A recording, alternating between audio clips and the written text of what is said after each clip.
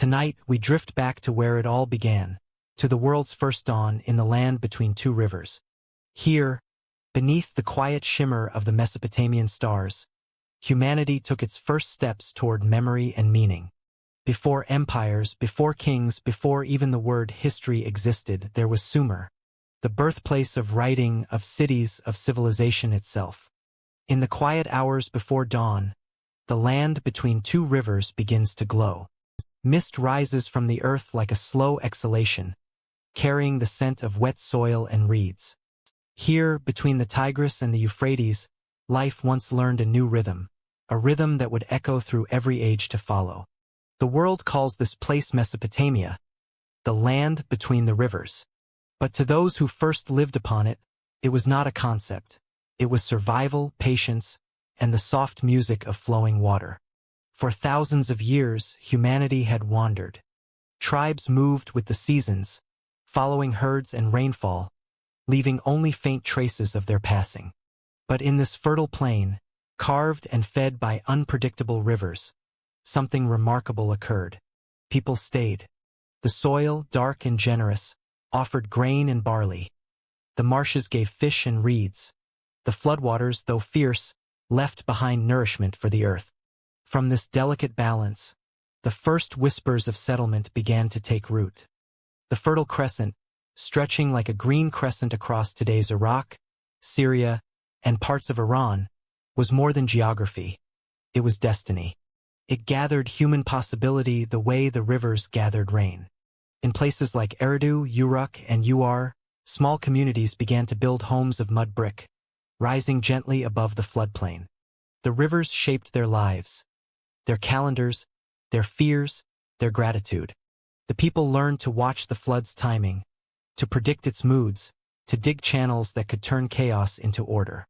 In doing so, they shaped not only the land, but their own sense of control over nature, a quiet beginning of what we now call civilization.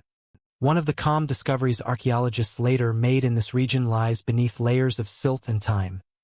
Traces of irrigation canals as old as 7,000 years.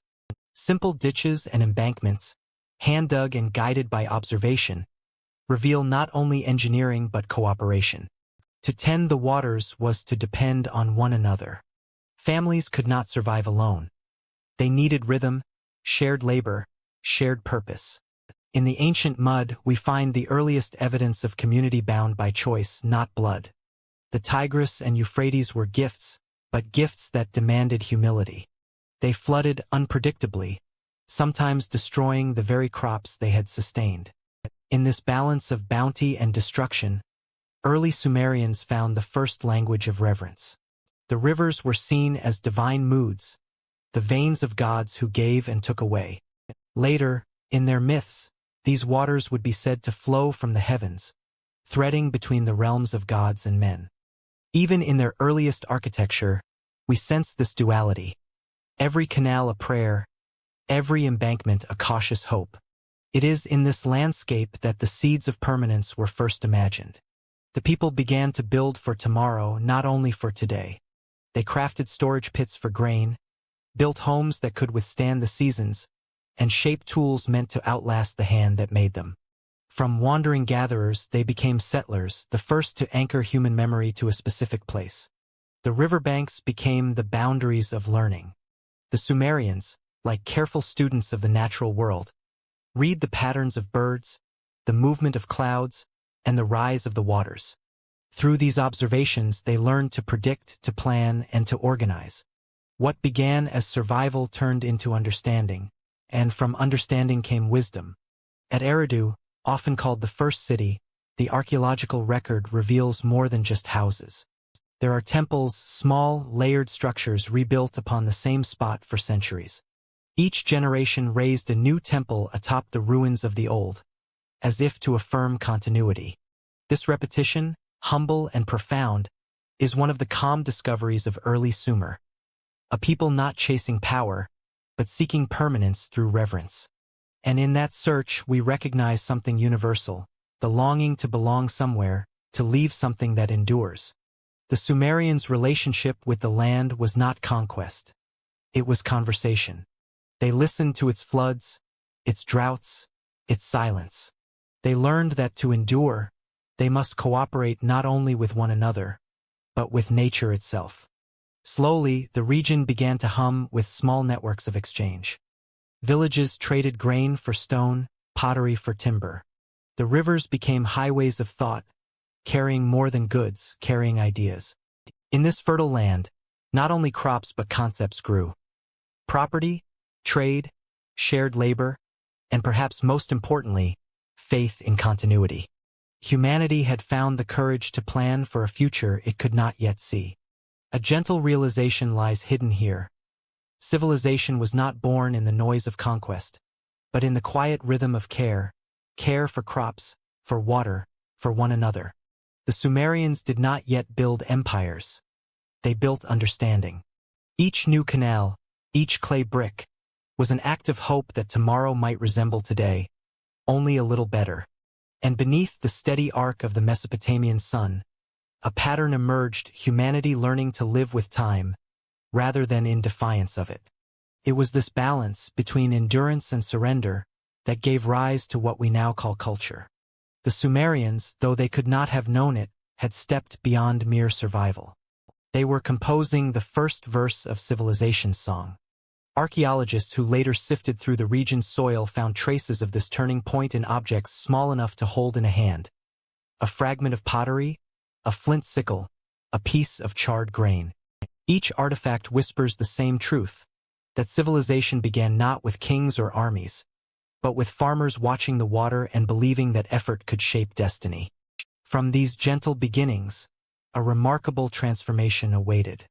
The rivers that nurtured these early settlements would soon inspire larger dreams. Temples that reached skyward, city walls, and stories carved into clay.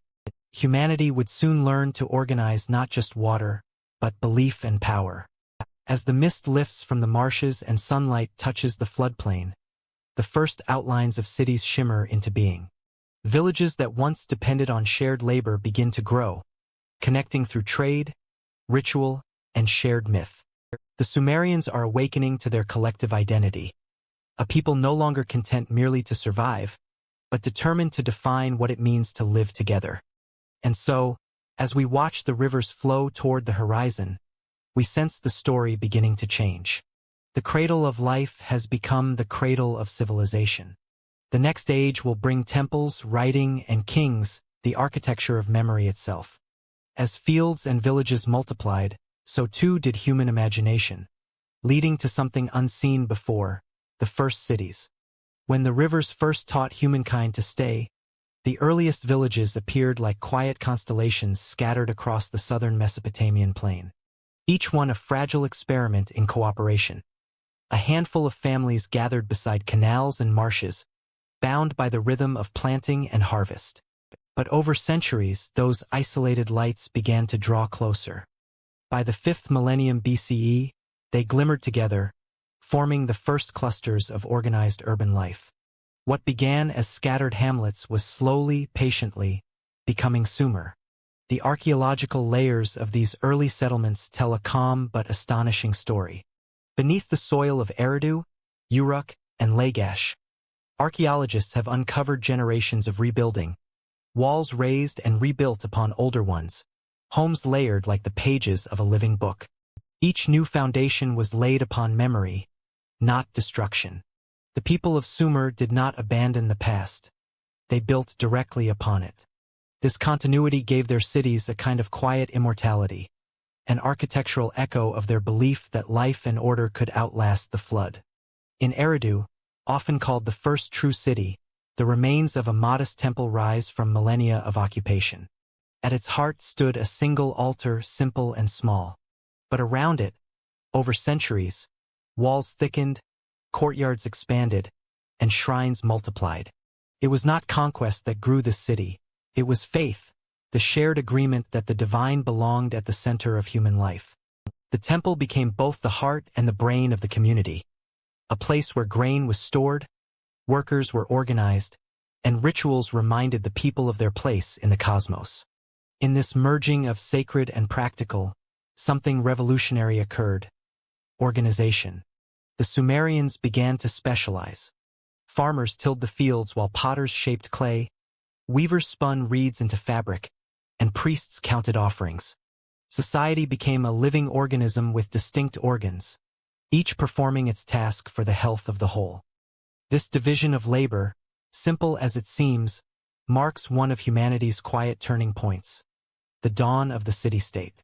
Through this structure, time itself became ordered. The Sumerians divided the year according to lunar cycles, setting rhythms for planting, harvest, and ceremony. Markets began to appear, not the noisy exchanges of later empires, but gentle gatherings where surplus was traded for necessity. People exchanged barley for copper, fish for cloth, tools for stories. Every trade reinforced a new truth, that dependence was not weakness, but civilization. A calm discovery from the ruins of Uruk captures this shift beautifully. Within the debris of a temple complex, archaeologists found thousands of small clay tablets, tokens representing goods and measures. They were not yet writing, but they carried meaning. Each mark stood for a transaction, an agreement, a trust extended between people. From these quiet symbols would soon emerge cuneiform, the first true writing system. But even before words, the idea of record, of accountability had taken root. Civilization was learning to remember. As the centuries passed, these settlements grew both outward and upward. The skyline of early Sumer was modest, no marble, no gold, but to those who lived beneath it, it must have felt monumental. The first mud-brick walls, the first courtyards, the first temples that pierced the horizon were statements of belonging. The city was not merely a collection of houses. It was an identity, a shared dream made visible in clay. Within these city-states, the people began to sense the power of place. Each city developed its own character and patron deity, Eridu to Enki, Uruk to Inanna, Nippur to Enlil. These gods were not distant. They were woven into the daily life of every artisan and farmer. When a harvest succeeded, it was the god's blessing. When floods came early, it was a reminder of balance lost. Through ritual, the Sumerians gave order to the unpredictable world around them, and in doing so, transformed anxiety into meaning. In the cool evenings, as the sun dipped behind the horizon and the marshes shimmered gold, these early citizens might have looked upon their temples with quiet awe. The walls they had built with their own hands now seemed to touch eternity. For the first time, humanity had created spaces meant to outlive those who built them. Every brick carried not just labor, but intention. The belief that life could be improved, remembered, and organized through shared effort. With growing populations came the first whispers of governance. Someone had to decide when canals were dug, how granaries were managed, and how disputes were settled. Leadership emerged not through conquest but through consensus, the rise of the Ensi, the priest-ruler. Chosen to speak for both the gods and the people, these early leaders balanced the sacred with the practical. They measured the world not in laws or armies, but in rituals, symbols, and the harmony of their cities. Yet even in this early stage, the seeds of complexity and fragility were being sown. As cities expanded, resources thinned. Fields required careful irrigation, and water disputes began to appear between neighbors. Still, rather than descending into chaos, the Sumerians responded with ingenuity. They built canals that stretched like silver veins across the plains, connecting settlements and ensuring mutual survival. In solving these challenges, they bound themselves ever closer, transforming scattered villages into a networked civilization. One of the most touching discoveries from this era is not a monument, but a song, fragments of Sumerian hymns carved into later tablets. In them, we hear voices praising their cities as if they were living beings. O Eridu, city of the sweet waters. O Uruk, city of shining walls. These are not songs of conquest or pride, but of affection. They remind us that the first cities were loved, not ruled. In this gentle transformation from village to city-state, humanity crossed an invisible threshold. The Sumerians had invented not only architecture and organization but belonging, the notion that one's home could be part of something greater than oneself. Through cooperation, ritual, and shared memory, They created the prototype for every civilization that would follow. And still, beneath all this progress, the rivers flowed unchanged, indifferent yet essential, whispering through the canals that lined the cities. The Sumerians learned to read their rhythms as both warning and blessing. Each flood renewed the soil, but each failure tested their resolve. It was in this dialogue with nature that their character was formed, pragmatic, faithful, and endlessly patient. By the end of the 4th millennium BCE, the plain of southern Mesopotamia shimmered with life. City walls rose like low hills, ziggurats began to touch the horizon, and the once isolated settlements had become a constellation of brilliance visible from miles away. Trade routes connected them, temples united them, and stories bound them. The Sumerians had not only built cities, they had built civilization itself. And as the night settles over these early city-states, a quiet question lingers in the air. How long could such harmony last? For where cities grow, so too do power and ambition. The need to govern, to preserve, to claim divine favor, these would soon shape the next great chapter of Sumer's story. With cities came rulers, and with rulers the need to define power, order, and divine favor. What did these people see in the heavens that made them build mountains of brick toward it? Perhaps, in the deep quiet of the Sumerian night, beneath a canopy of uncountable stars, they saw reflection, a mirror of the ordered universe they longed to recreate on earth. From that longing rose the temples, tiered, monumental, and serene. They were not built for spectacle but for symmetry, a balance between sky and soil, between divine order and human endeavor. At the heart of every Sumerian city stood such a structure, the ziggurat, a stepped pyramid of clay and sunlight.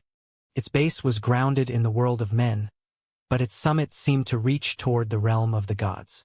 In Uruk, Eridu, and later Ur, these sanctuaries dominated the horizon. As dawn broke, their sun-baked bricks glowed gold against the plains. By dusk, they returned to shadow, like mountains made by human hands. The people called them the bond between heaven and earth. The construction of a temple was itself a form of devotion.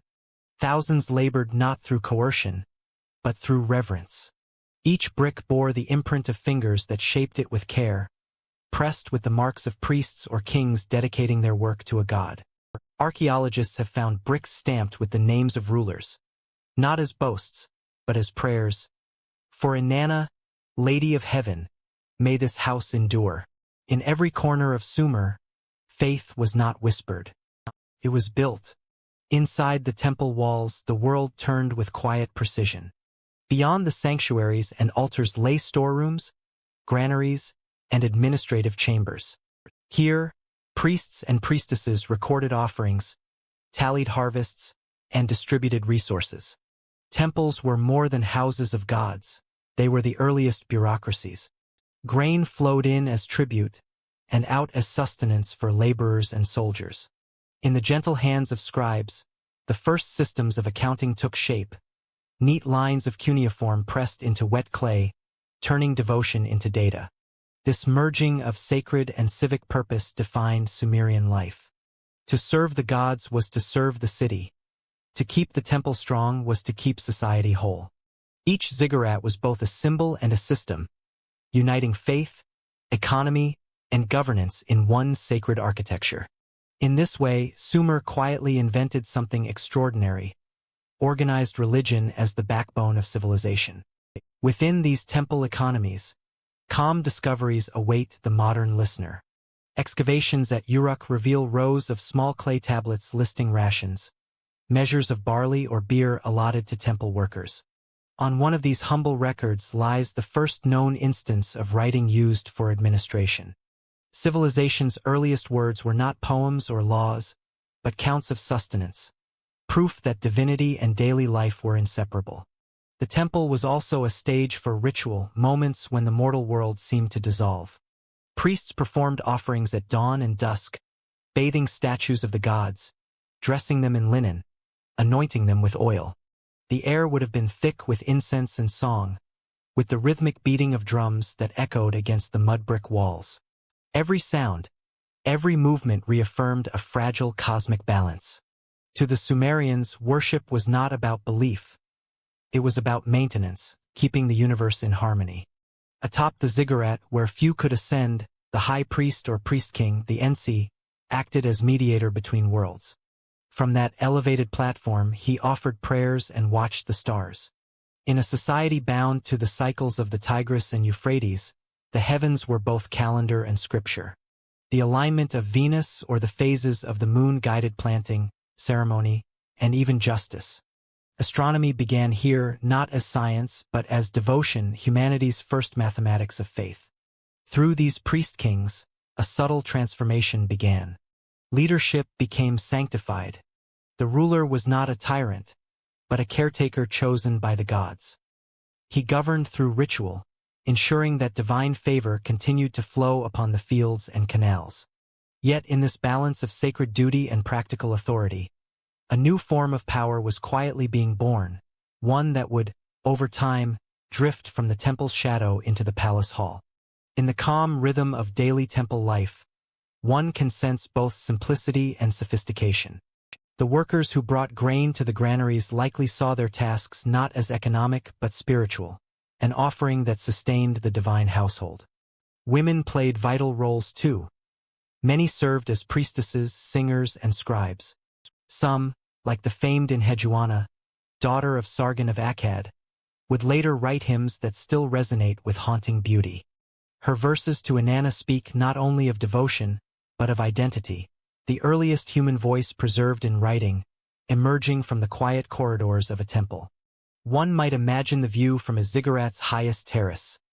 The endless plains, the gleam of irrigation canals, the hum of a city below.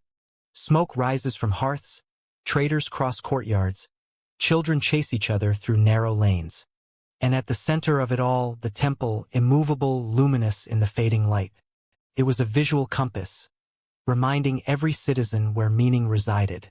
What modern cities achieve through laws and systems, Sumer achieved through faith and rhythm. The ziggurat was both literal and symbolic elevation, a vision of humanity striving upward, toward order, beauty, and understanding. In those silent bricks, we can still feel that ascent, the first architecture of the human spirit. But like all human creations, this system carried the seeds of change. As the temple's wealth grew, so did its influence. The Ensi became not only a priest but a ruler, his decisions affecting trade, defense, and diplomacy. And as neighboring cities competed for the favor of their gods, rivalries began to emerge. The divine order that had unified Sumer would soon give birth to another force, the politics of power. Still, before ambition overtook faith, the temple stood as humanity's most harmonious creation, a meeting point between the material and the eternal. In its shadow, the Sumerians discovered that civilization could be sacred, that administration, architecture, and agriculture could all serve a higher purpose. And as the light faded over the plains, the ziggurats of Sumer glowed softly beneath the evening stars, watchful, timeless, and still. For now, the priests ruled through devotion. But in time, others would rise, kings who would claim that the heavens themselves had chosen them. From sacred authority soon emerged a more worldly kind, the birth of political power. In the flicker of temple fires, did they sense God's watching, or their own reflection in the clay? The Sumerians did not separate heaven from earth as we do today. To them, the divine was woven into every current of wind, every glimmer of starlight, every harvest drawn from the patient soil. The gods were not distant beings. They were present, shaping the very rhythm of existence. And among them, none held greater mystery than the Anunnaki, the ancient assembly who governed both fate and order. The word Anunnaki meant the princely offspring of Anu, the Sky Father. They were celestial descendants, divine administrators of the universe, each with a domain, a duty, and a story. From the highest heavens to the depths of the underworld, the Sumerian cosmos mirrored their own cities, ordered, stratified, purposeful. Above them all, Anu reigned in the unreachable sky. Beneath him stood Enlil, god of air and authority, and Enki, god of wisdom and the life-giving waters. And among them, Inanna, radiant, fierce, and human in her contradictions, the goddess of love, war, and the morning star. These deities were more than myth. They were metaphors through which the Sumerians made sense of a world both fragile and eternal. Floods, droughts, harvests, and wars all found meaning within this divine order. To displease the gods was to upset the balance of nature itself. And so the temples did not merely honor the divine. They maintained equilibrium between heaven and earth. Archaeologists, studying clay tablets from Nippur and Uruk, have uncovered hymns that read less like supplication and more like philosophy, meditations on the human place within the cosmos. One fragment speaks softly across 5 millennia. Man is but clay. The gods are the wind that moves him. It is a line both humbling and profound. The Sumerians saw themselves as shaped beings, molded from earth and given life by divine breath. Yet, in acknowledging their smallness, they also found dignity. To live in balance with the gods was to live wisely, justly, and in harmony with the order of all things. The Anunnaki themselves embodied that order. They were the judges of destiny, spirits who weighed the deeds of kings and mortals alike. When a ruler governed justly, he was said to do so under the gaze of the Anunnaki. When injustice spread, the gods withdrew their favor, and chaos returned to the land. This idea that divine justice underpins human morality would echo far beyond Sumer, finding new forms in Babylon, Egypt, Greece, and even the faiths of our modern world. In this calm cosmology, every act was part of a larger balance. The plowing of a field, the pouring of a libation, the recitation of a hymn, all sustained the same universal harmony. In this way, religion was not about conversion or conquest. It was about participation. Every citizen played a role in the divine system, a chorus of small rituals echoing the celestial order of the Anunnaki. The stories of these gods reveal a civilization thinking deeply about power and consequence. Enlil, the stern father of kings, once unleashed a great flood to cleanse the world of human noise and arrogance. A tale older than the Bibles, older even than memory. Yet it is Enki, god of wisdom, who secretly saves humanity by instructing a mortal to build a vessel. In that act of compassion, the Sumerians articulated one of civilization's earliest moral paradoxes, that justice without mercy leads only to ruin.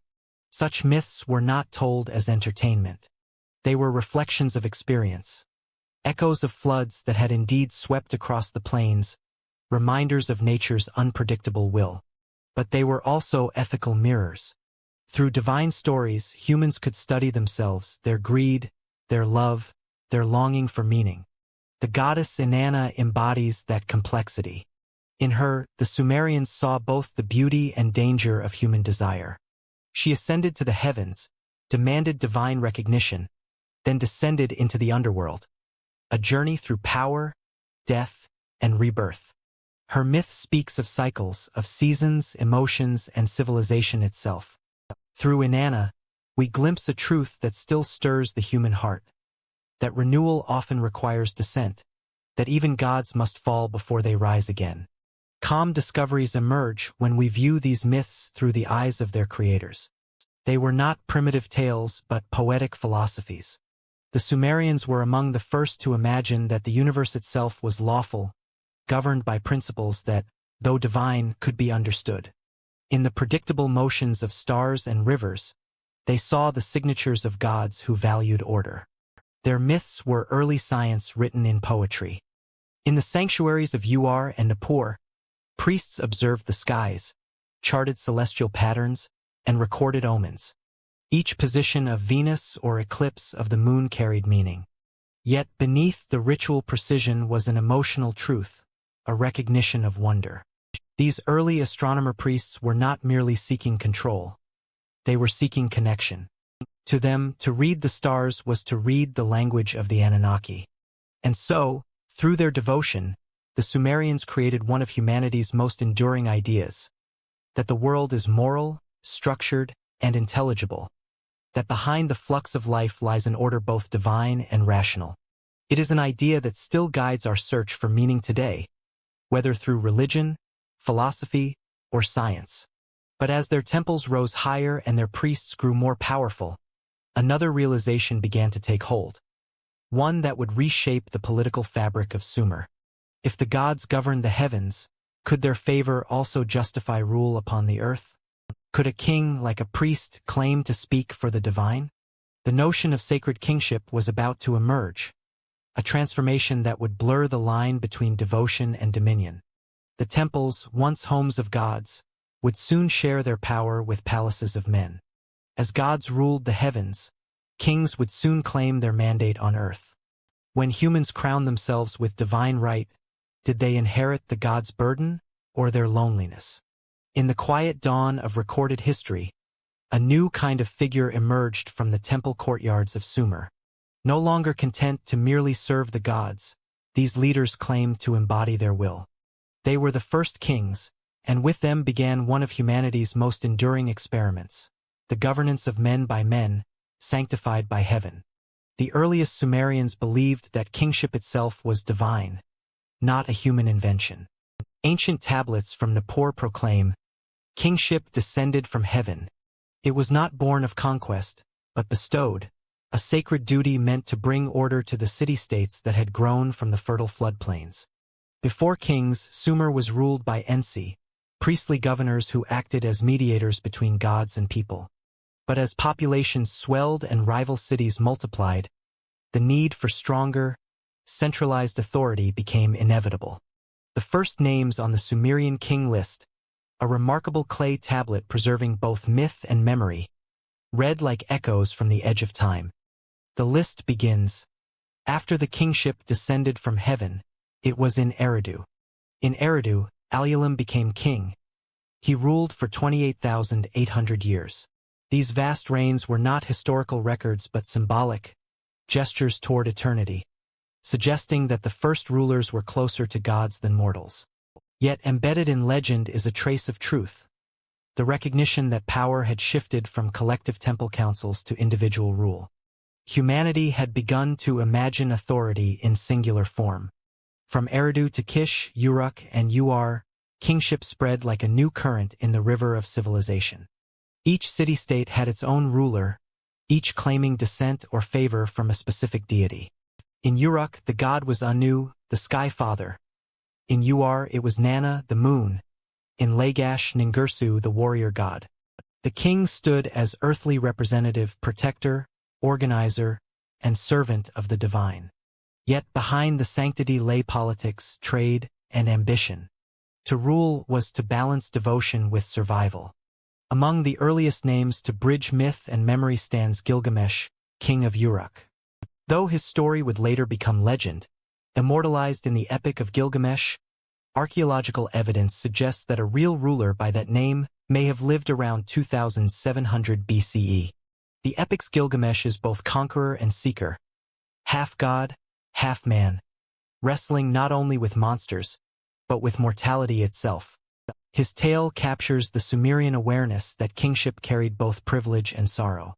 To rule meant to shoulder the weight of civilization, to confront the limits of human power in the face of cosmic order. The kings of Kish, meanwhile, mark the first attempts to unify Sumer under a single rule. The city's strategic position near the northern trade routes gave its rulers economic and military advantage. From their rise came the notion of dynasty, leadership passed from father to son, embedding political order within bloodline. This transition transformed governance from a role of service to a legacy of inheritance. It was no longer the gods alone who chose. Lineage itself became sacred. Calm discoveries emerge from the archaeological strata of this era. Excavations at Kish reveal foundations of large administrative buildings, seals used for trade, and tablets listing workers and rations, the instruments of governance taking shape. Nearby, in Uruk, inscriptions show the earliest use of royal titles. Lugal, meaning great man. The language itself evolved to express new ideas of hierarchy. Where once community was collective, now the world had ranks of gods, kings, and subjects. But kingship was never absolute. The Sumerians believed that even rulers must answer to divine law. When floods came or crops failed, it was taken as a sign that the king had strayed from the gods' favor. Periodic rituals of divine renewal, such as the Akkad festival, sought to reaffirm the ruler's legitimacy. The king was humbled before the statue of his city's god, stripped of regalia, sometimes even symbolically struck, to remind him that power was borrowed, never owned. Such humility, enacted publicly, kept cosmic balance intact. The Sumerian king list records that after the Great Flood, a mythic boundary between eras, kingship was re-established in Kish, then passed successively through Uruk, Ur, and other cities. The alternation of power reveals both competition and continuity. When one city waned, another rose, each inheriting not only the structures of rule but the sacred language of legitimacy. This pattern of cyclical rise and decline became a defining rhythm of Mesopotamian history.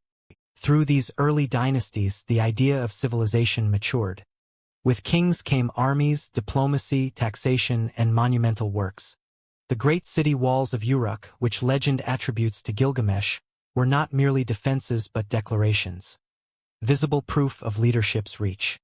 Inside those walls, temples flourished, trade expanded, and culture thrived. Yet the greater the achievement, the more fragile the balance became. Authority depended not only on strength, but on the belief that the gods still walked beside the king.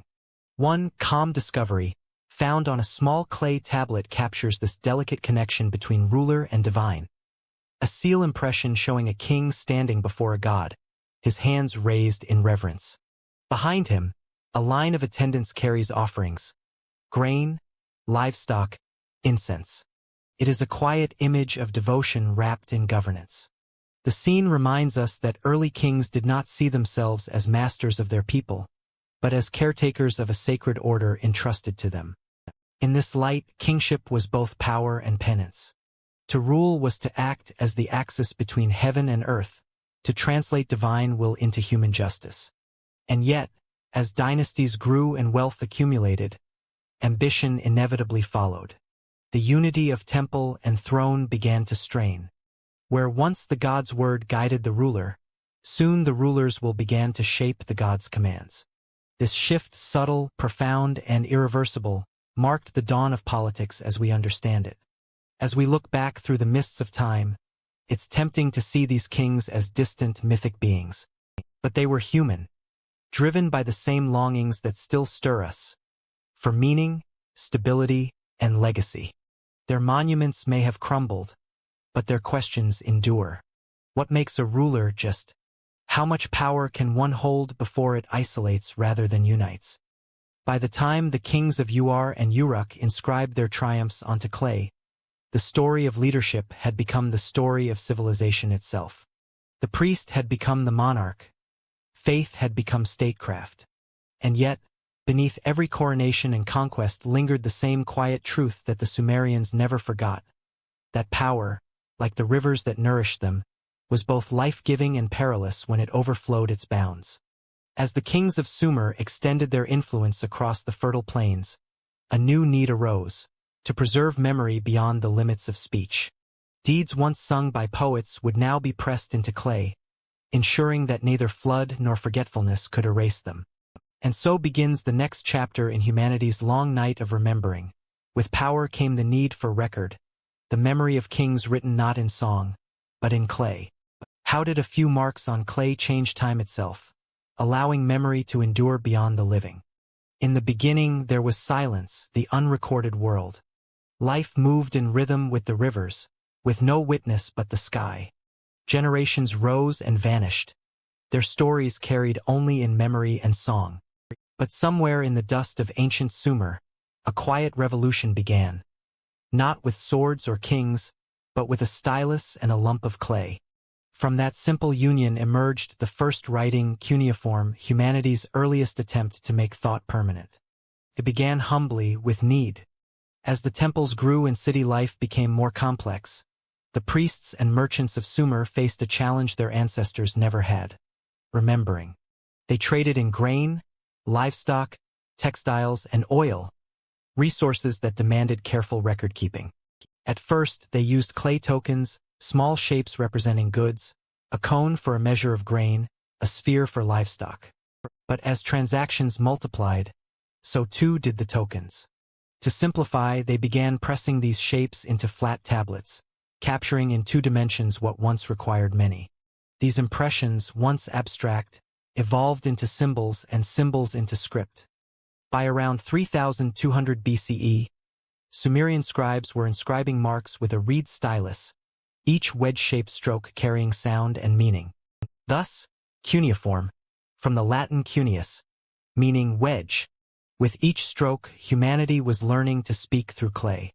Archaeologists uncovering tablets from Uruk, Ur, and Nippur have found evidence of this evolution layer by layer, from pictographs to syllabic script, from counting grain to composing hymns.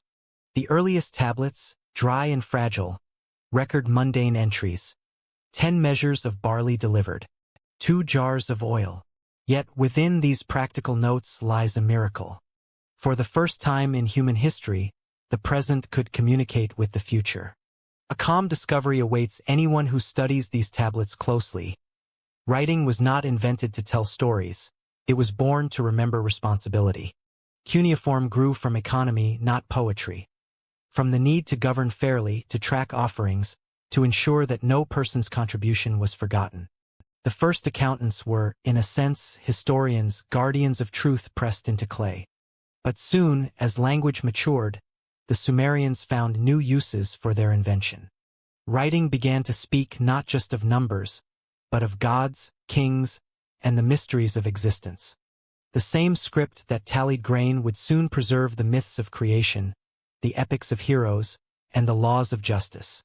From simple marks emerged the architecture of civilization's memory. In the city of Uruk, one of the oldest libraries known to humankind took shape, a collection of tablets stored in temple archives. Scribes, trained from childhood, copied and recopied the sacred texts. Their education was long and exacting, mastering hundreds of signs, learning to shape each wedge with precision and rhythm. The act of writing was both art and ritual. The stylus moved slowly, as though carving order into chaos. And with every impression, the scribe joined a lineage of those who sought permanence in a world of impermanence. It is humbling to imagine the sound of such work: the gentle press of reed into clay, the faint scrape, the pause between symbols.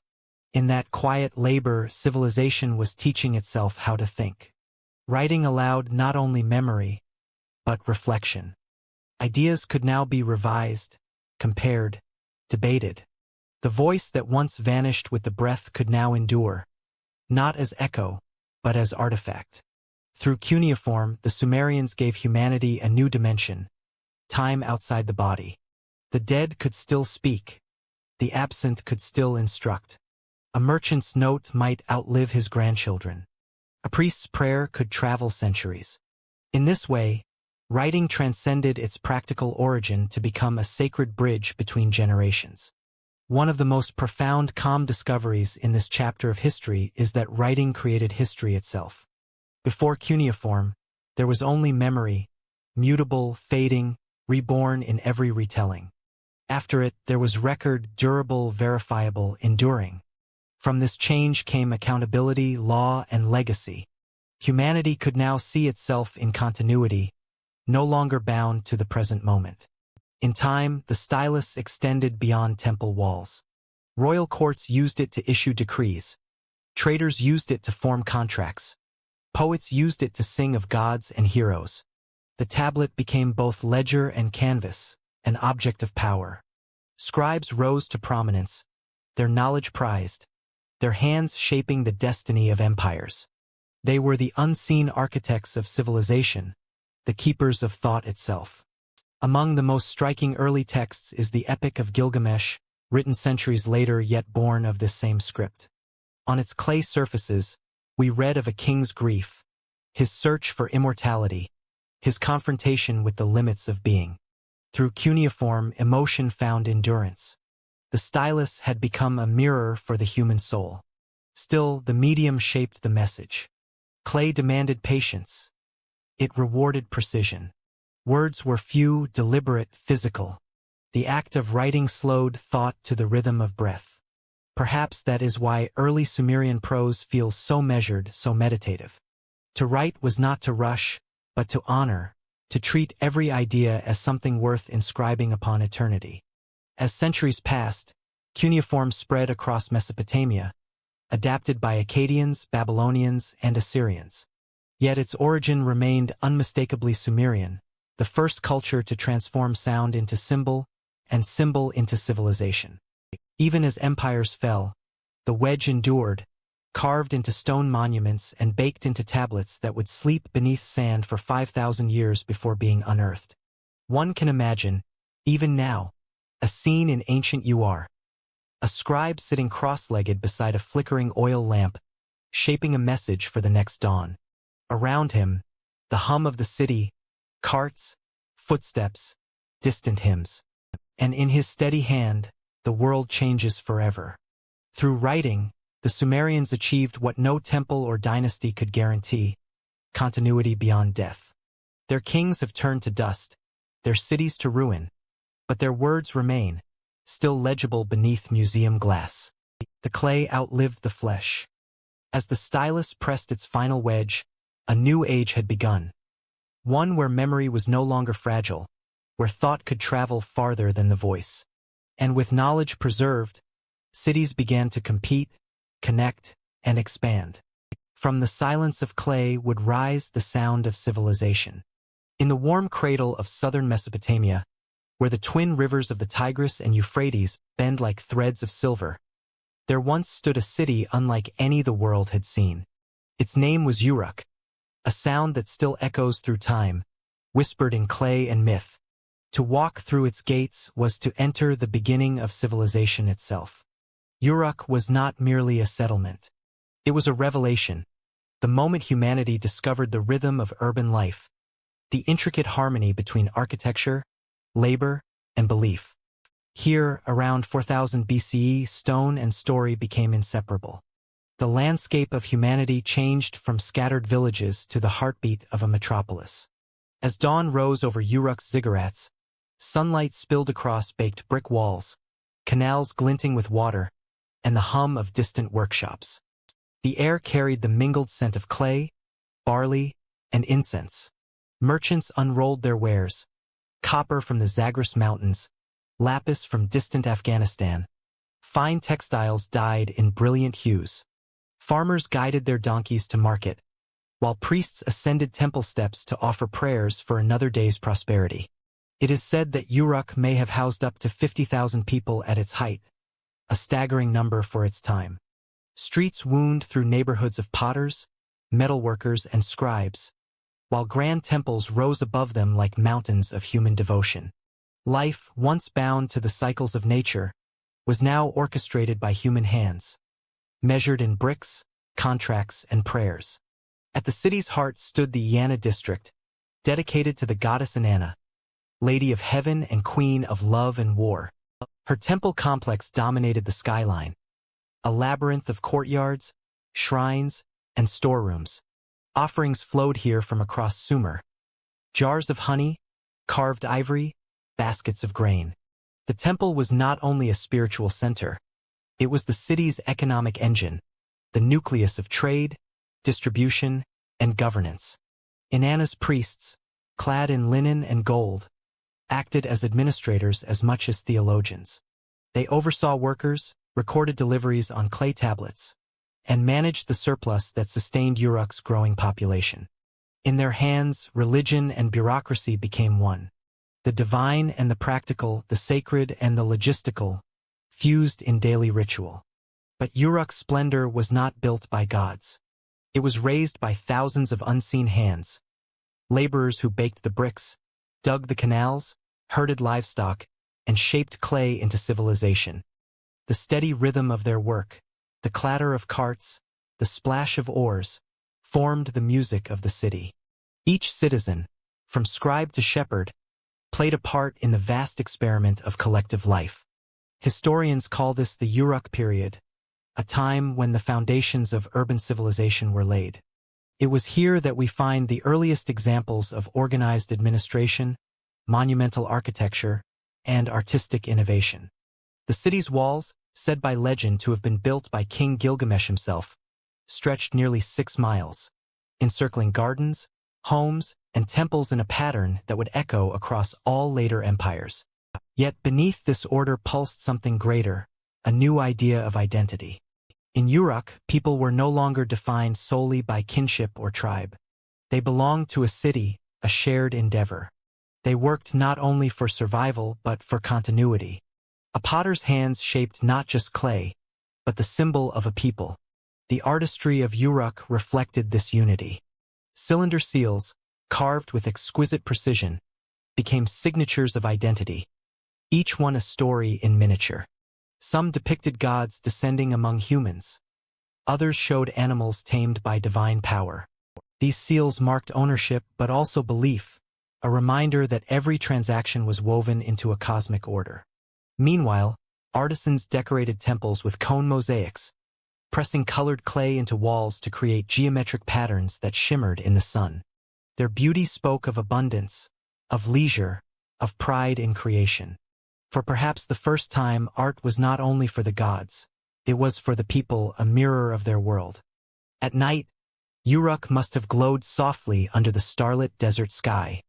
Oil lamps flickered in narrow lanes, casting long shadows along the walls. From the ziggurats' summit, priests watched the constellations rise, mapping the heavens, marking time. They recorded lunar cycles, floods, and harvests, learning to predict the world rather than merely endure it. In this way, Uruk was not only the first city, it was the first laboratory of civilization, where observation became knowledge and knowledge became power. Trade routes radiated outward like veins from a living heart. Barges carried goods downriver to Eridu and Lagash. Caravans crossed the desert to Elam. Through exchange, Uruk became a crossroads of cultures, its language and art spreading far beyond its walls. The idea of the city, organized, enduring, self-aware, began to take hold across Mesopotamia. Even today, when archaeologists uncover the city's remains, fragments of tablets, foundations of temples, shards of painted pottery, they glimpse more than ruins. They glimpse the first collective dream of humankind, to build something greater than the sum of its people, to leave a mark that would outlast generations. And perhaps that is why Uruk's name endures. The word itself, through centuries of linguistic drift, became Erech in the Bible, and eventually gave birth to the modern word Iraq. The city that began as clay and hope still speaks through language itself. Standing in the dust where Uruk once thrived, one might still imagine the hum of its markets, the soft chant of temple hymns, the press of sandals on baked earth. Each sound an echo of firsts: first city, first writing, first government, first myth. And in that gentle hum lies a truth as old as civilization, that every city since, from Babylon to New York, carries a spark of Uruk's fire. The human desire to gather, to create, to endure, it all began here, beneath the sun of ancient Sumer. Yet even peace demands management and prosperity protection. As Uruk's temples rose toward the heavens, they did more than worship the divine. They anchored the city's order, a bridge between the mortal and the eternal. In the shadow of Uruk's great walls, daily life pulsed with quiet ingenuity. Civilization, once a fragile experiment, had begun to take root, and with it came the tools, ideas, and patterns that would define humanity's progress for millennia. The Sumerians did not simply build cities. They invented the rhythms of life itself. Each morning, as the light rose over the plains of Sumer, farmers led their oxen into fields softened by the floodwaters of the Euphrates. Wooden plows, tipped with copper blades, traced lines through the damp soil, an innovation as simple as it was revolutionary. With it, a single farmer could feed many. This quiet act of turning earth became a ritual of civilization, a communion between human effort and the generosity of nature. The invention of the plow transformed the Sumerian landscape. Fields expanded, harvests grew, and food surplus followed. With abundance came freedom, time to think, to build, to imagine. This was not a loud revolution but a patient one, unfolding in the soft clatter of wheels and the whisper of reeds in the wind. Those wheels, too, were a Sumerian gift to the world. From the workshops of Uruk and Uruk emerged the first known wheeled vehicles, solid wooden discs bound with leather and pulled by donkeys. They rolled along the packed clay roads, carrying goods from field to market, from one city to the next. The wheel, at first a tool of commerce, soon became an emblem of civilization itself, circular, enduring, perfect in its simplicity. In quiet homes built of sun-dried brick, artisans and scribes pushed civilization further still. Clay tablets, once mere tallies of grain and livestock, now carried records, contracts, and stories. Cuneiform symbols began to represent not just numbers, but sounds, language pressed into permanence. Under the glow of oil lamps, scribes learned to shape meaning from marks, transforming memory into history. And so, among the hum of marketplaces and the songs of the river, another revolution took form, the birth of education. The Sumerians established the world's first known schools, the Adaba, or tablet houses. Within their walls, young boys sat cross-legged, styluses in hand, copying symbols into clay. They learned arithmetic, geometry, and the art of administration. Theirs was not learning for curiosity alone. It was the foundation of governance and record, the skill that bound empires together. It is easy to imagine the soft sound of styluses tapping clay, the murmur of recitation, and the patient correction of a teacher. Civilization, after all, is a conversation, one generation whispering wisdom to the next. In those classrooms, humanity began to preserve not just what it had, but what it knew. Meanwhile, artisans worked their craft with care and subtle brilliance. Bronze replaced stone. Copper blades met tin in the fires of innovation. From their furnaces came stronger tools, sharper weapons, and ornaments that glimmered in the sunlight. The Sumerians learned to alloy, to mix, and to make better. It was a small miracle of chemistry, discovered through patience and observation. But their minds were not fixed only on earth. As night fell over the cities of Sumer, eyes turned skyward. On rooftops and temple terraces, priests and astronomers watched the heavens, charting the motion of stars and the phases of the moon. They noticed patterns, the repetition of celestial cycles, the dance of light and shadow. From these observations came the lunar calendar, a gift that allowed them to measure time, predict seasons, and guide planting and worship alike. The moon became their clock, the stars their teachers. The priests of Nanna, the moon god, studied its waxing and waning as both divine message and mathematical order. In that rhythm of light, the Sumerians glimpsed something profound, that the universe itself followed a pattern, and that humans might learn it. Every discovery brought with it a touch of poetry. To live in Sumer was to inhabit a world both practical and sacred. Clay tablets recorded debts, but they also carried hymns. Bronze tools tilled the earth, but they also crafted statues of gods. The same rivers that nourished crops reflected the heavens above. Even domestic life carried this gentle balance. In courtyards shaded by palm fronds, families gathered at dusk to share bread and beer brewed from barley. Children played with small clay toys, miniature animals, and carts that mirrored the adult world. Women wove linen, their hands moving in patterns older than any script. Every gesture, every rhythm, was a thread in the grand tapestry of civilization, ordinary, yet eternal. Archaeologists, digging through the ruins of Uruk and Eridu, have uncovered the intimate remains of this everyday genius. Clay tokens used for accounting, fragments of musical instruments, tiny sculptures of worshippers with wide, attentive eyes. Each artifact speaks of lives lived in balance between faith and function. They remind us that history's greatest achievements often begin with quiet observation, with the act of noticing, of refining, of caring deeply about the shape of one's world. One of the most touching discoveries lies in the field of mathematics. The Sumerians developed a sexagesimal base 60 system, a number framework so elegant that we still use it today in minutes, seconds, and degrees.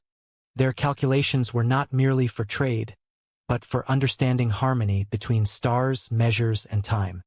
What began as a tool of merchants became a philosophy of order. In this way, innovation for the Sumerians was not separate from the sacred. Every improvement was an offering, a refinement of existence itself. To make the plow lighter, the wheel smoother, the tablet more precise. These were acts of devotion, of bringing the world into clearer harmony with the divine pattern they perceived. Through all this, a truth emerged that still defines us. Civilization advances not in leaps of conquest, but in quiet revolutions of thought and craft. The Sumerians did not merely survive their environment. They shaped it into meaning. Their days were measured not just by labor, but by learning, by an ever-deepening conversation between human hands and the world they touched. As oil lamps burned low and the moon traced its path across the sky, a scribe might look up from his tablet and feel the same wonder we feel today, that within the smallness of human life, there lies an infinite capacity to create, to understand, to endure. But history never stays still. Soon, neighbors watched and learned. From the hum of Uruk's markets to the distant valleys beyond, Sumer's quiet inventions began to travel, carrying with them the spark of civilization itself. At the edges of Sumer, where river met reed and the horizon shimmered like glass, a new kind of journey began. Here, among the slow-moving waters of the southern marshlands, men and women loaded their boats with goods that told the story of a world beginning to connect. The Sumerians had learned to master the rivers, the slow breath of the Euphrates, the restless current of the Tigris. They cut canals through the wetlands, transforming nature into network. Flat-bottomed boats glided over the silted waters, their sails stitched from woven flax, their hulls heavy with clay jars and woven baskets. From the quays of Uruk, Eridu, and Lagash, commerce flowed like the tides. This was not yet the age of empire, but something subtler, the birth of exchange. The Sumerians traded not only goods but ideas, and through these silent transactions, the boundaries of the known world began to widen. Downstream, toward the Persian Gulf, ships departed for distant lands, Dilmun, modern Bahrain, Magan, Oman, and even the faraway Meluhha, which scholars identify with the Indus Valley civilization. The journeys were perilous, the routes uncertain, yet the rewards vast. From Meluhha came lapis lazuli, that deep blue stone that caught the light of heaven. From the mountains came copper and timber. From Sumer went grain, textiles, and pottery, the tokens of a civilization that had learned not only to make, but to share. Each voyage was an act of trust, a thread cast across the unknown. Merchants bartered with strangers whose languages they barely understood, relying on gestures, weights, and symbols carved into clay. A seal pressed into wet clay could stand for a man, a family, a temple, proof of honesty in a world where promises were still new.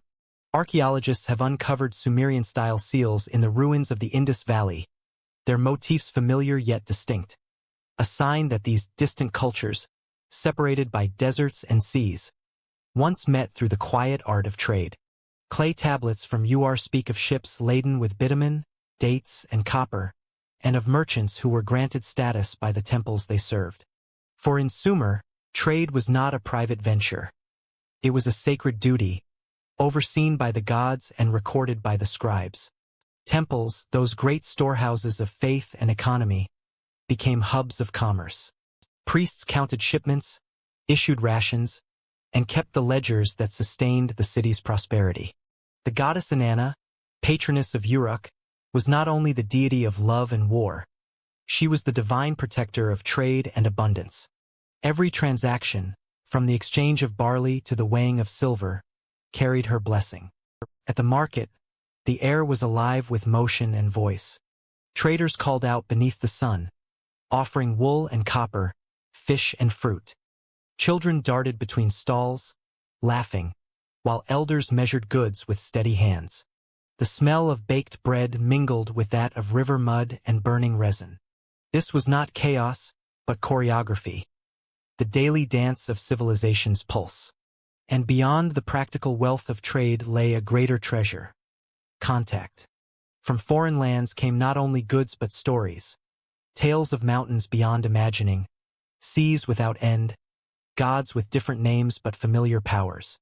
Each encounter stretched the Sumerian imagination a little farther, teaching them that the world was vast and filled with meaning. The merchants who returned from these voyages became quiet emissaries of discovery. They brought back not only rare materials, but new measures, new words, and new dreams. Through them, the wisdom of distant peoples flowed into the tablets of Sumer. In time, mathematics, astronomy, and myth would travel these same routes, linking civilizations in a conversation that spanned continents. There was a serenity in the rhythm of it all, in the slow creak of oars, the call of herons above the reeds, the hum of life along the water. These merchants were not conquerors, yet their journeys reshaped the world. Each route they charted, each bargain they made, became a thread in the first web of globalization. Delicate, enduring, and unseen. To trade was, in a sense, to trust the universe. Every journey required faith. Faith in the winds, in the goodwill of strangers, and in the belief that what left the port would one day return multiplied. It was this trust, perhaps, that distinguished Sumer's progress from mere survival. They were learning to depend on the unseen, on networks of people and promise that reached far beyond the horizon. When night fell on the marshlands, the glow of lamps reflected on the rippling canals. The sounds of the city softened, distant laughter, the splash of a paddle, the low call of an ox. In that peace, one could feel the quiet strength of what the Sumerians had built. A society bound not by fear, but by cooperation. And yet, prosperity often invites envy. As trade enriched the cities of Sumer, competition stirred among them. Uruk, Lagash, and Kish each sought dominance over routes and resources. The rivers that once united them began to divide, becoming borders rather than bridges. The very wealth that had lifted Sumer would soon sow the seeds of rivalry. Still, for a time, the merchants of the marshlands embodied the best of what humanity could be, builders of connection, seekers of understanding.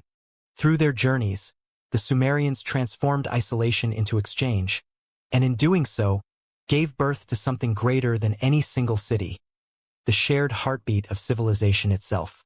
But where trade flowed, ambition followed. Between the temples and canals, the whisper of wealth became the echo of power, and the peaceful cities of Sumer began to test the fragile balance they had created. As the Sumerian sun rose over a land stitched by rivers and canals, its light fell not only on fields and temples, but on boundaries, lines invisible to the eye, yet deeply felt in the hearts of men. The cities of Sumer, once bound by common culture and faith, began to see themselves as rivals. Each stood proud beneath its god, each claimed its place as the first among equals. Between Uruk, Lagash, Kish, and prosperity had fostered ambition. The fertile plains that had once united them now became the cause of dispute. Water, the lifeblood of their civilization, could nurture or destroy, depending on where it flowed. The intricate canals that carried abundance to one city could leave another parched. And so, among the reeds and furrows of Sumer, the first political tensions in recorded history began to stir. At the heart of these early rivalries lay a paradox. The same ingenuity that allowed humans to master nature now drew them into competition over it. Canals, levees, and irrigation systems, feats of communal engineering, became instruments of control. Whoever commanded the flow of water commanded life itself. The most famous of these conflicts was fought between Lagash and neighboring city-states separated by the fertile Guadina plain, the edge of heaven. Tablets from the 3rd millennium BCE describe this land not merely as soil, but as a divine inheritance, granted by the god Ningirsu of Lagash. When the rulers of diverted water into their own fields, they challenged not just their neighbors' wealth, but its faith. The ensuing dispute became one of the world's first recorded wars. Yet the chronicles of Lagash tell the story with remarkable clarity and restraint. In inscriptions carved into stone, the ruler Enlil of Lagash recounts how he led his people into battle, invoking his city's god as protector.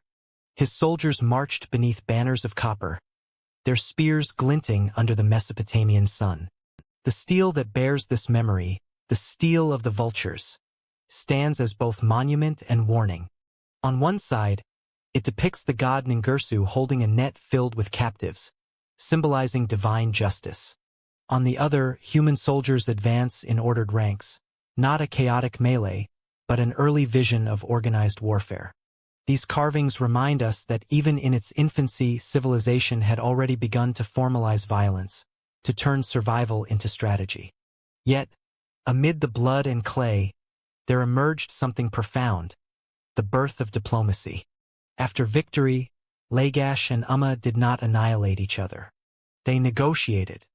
A treaty, perhaps the first of its kind, was etched into a stone boundary marker, the Cone of Mesolam. It set clear limits between their lands and called upon the gods as witnesses. This was not merely a truce, but an acknowledgement of shared order, a fragile recognition that peace, too, could be written. It is here, in these early records of conflict and compromise, that we glimpse the double nature of civilization. Progress brings power, and power demands restraint. The Sumerians learned that victory, if left unchecked, could undo the very harmony they sought to preserve. The wars of Sumer were small by later standards. Skirmishes fought with spears, axes, and chariots drawn by onagers, but their meaning was vast. Each confrontation tested not only armies, but ideas. Who had the right to rule? What defined justice? Could divine favor truly belong to one city alone? In these questions, humanity's first experiments in law, territory, and morality took shape. For the first time, people began to think of conflict not only as struggle, but as a problem to be managed, a tension between order and desire. And yet, even as treaties were signed and boundaries redrawn, ambition continued to simmer beneath the surface. Each ruler dreamed of unity, but under their own banner. Each sought to bring the patchwork of cities under one rule, to turn cooperation into dominion. Over centuries, as city-states rose and fell, a new pattern emerged: consolidation. The great kings of Sumer began to see beyond the walls of their own cities. They imagined something greater, a single realm, a civilization that might endure beyond one dynasty, one god, one war. This dream of unity would give rise to the world's first empire, built upon the lessons learned in these early rivalries. Even now, the ruins of Lagash and Umma lie silent beneath the dust, their ancient canals long since filled. But the stones remember. They remind us that from the first disputes over fields and rivers came the seeds of everything we know about politics, justice, and peace. Humanity's earliest wars did not merely destroy, they defined. They taught us the cost of ambition and the fragile beauty of agreement. As we look back through the millennia, it is tempting to see only the violence, the fallen walls, the broken statues.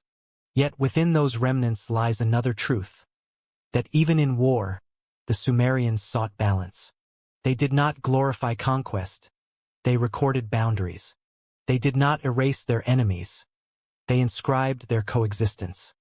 And so, when we ask, did the first wars teach humanity more about victory or loss? The answer may lie somewhere in between.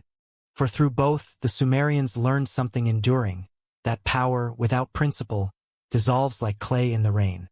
From conflict rose consolidation, and from rivalry the longing for unity. The city-states of Sumer, weary of endless borderlines, turned their eyes toward kingship, toward the dream of one rule, one language, one civilization. In the long twilight of Sumer's age of city-states, a new figure emerged from the north, a man whose name would echo through every empire that followed.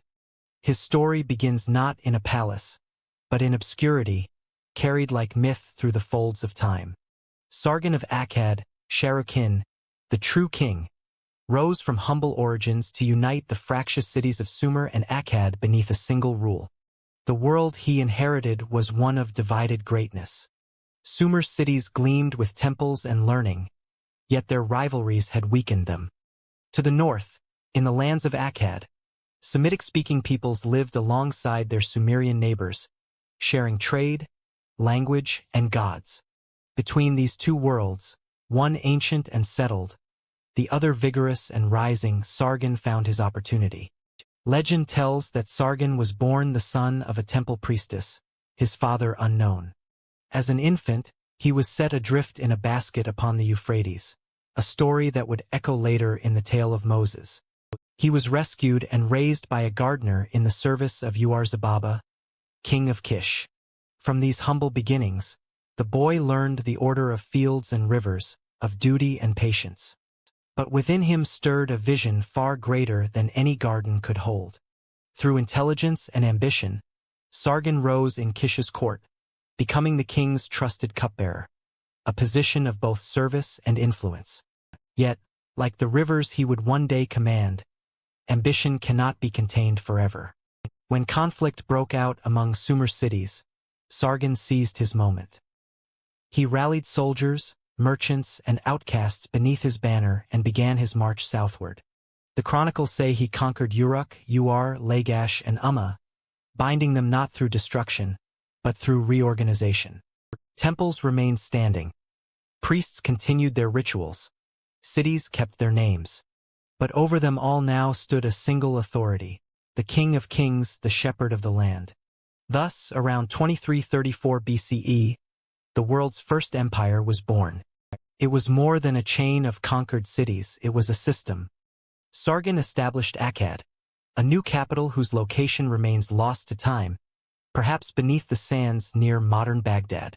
From there, he ruled with both precision and symbolism. His scribes adopted Sumerian cuneiform, translating it into the Akkadian tongue, creating a bridge between peoples. The language of the conqueror became the language of record, administration, and diplomacy. Through it, ideas flowed more freely than armies. Under Sargon's rule, the ancient traditions of Sumer were not erased, but transformed. He appointed loyal governors, Ensi, to oversee cities, ensuring tribute flowed to Akkad while local customs endured. Trade flourished under imperial protection. From the mountains of Anatolia came silver and timber. From the east, precious metals. From the Gulf, rare stones and shell. The empire breathed in many tongues, yet spoke through one law. Sargon's armies extended far beyond the boundaries of Sumer. Inscriptions boast of campaigns from the lower sea to the upper sea, from the Persian Gulf to the Mediterranean. Whether this was literal or legend, the truth remains that his realm reached farther than any before it. For the first time, the world understood that power could stretch beyond the horizon, that order could be imagined on a continental scale. But empire was more than expansion. It was an idea. In Sargon's vision, the ruler was not merely first among men, but a servant of the divine order. His name, True King, implied legitimacy not by birth, but by destiny. Where Sumer's early rulers had been stewards of their city gods, Sargon positioned himself as chosen by all of them, a universal monarch under the heavens. His achievements were not written only in conquest, but in administration. Clay tablets from his reign record standardized weights, rations, and temple offerings. The empire's scribes maintained detailed archives, a web of information binding the farthest provinces to the heart of Akkad.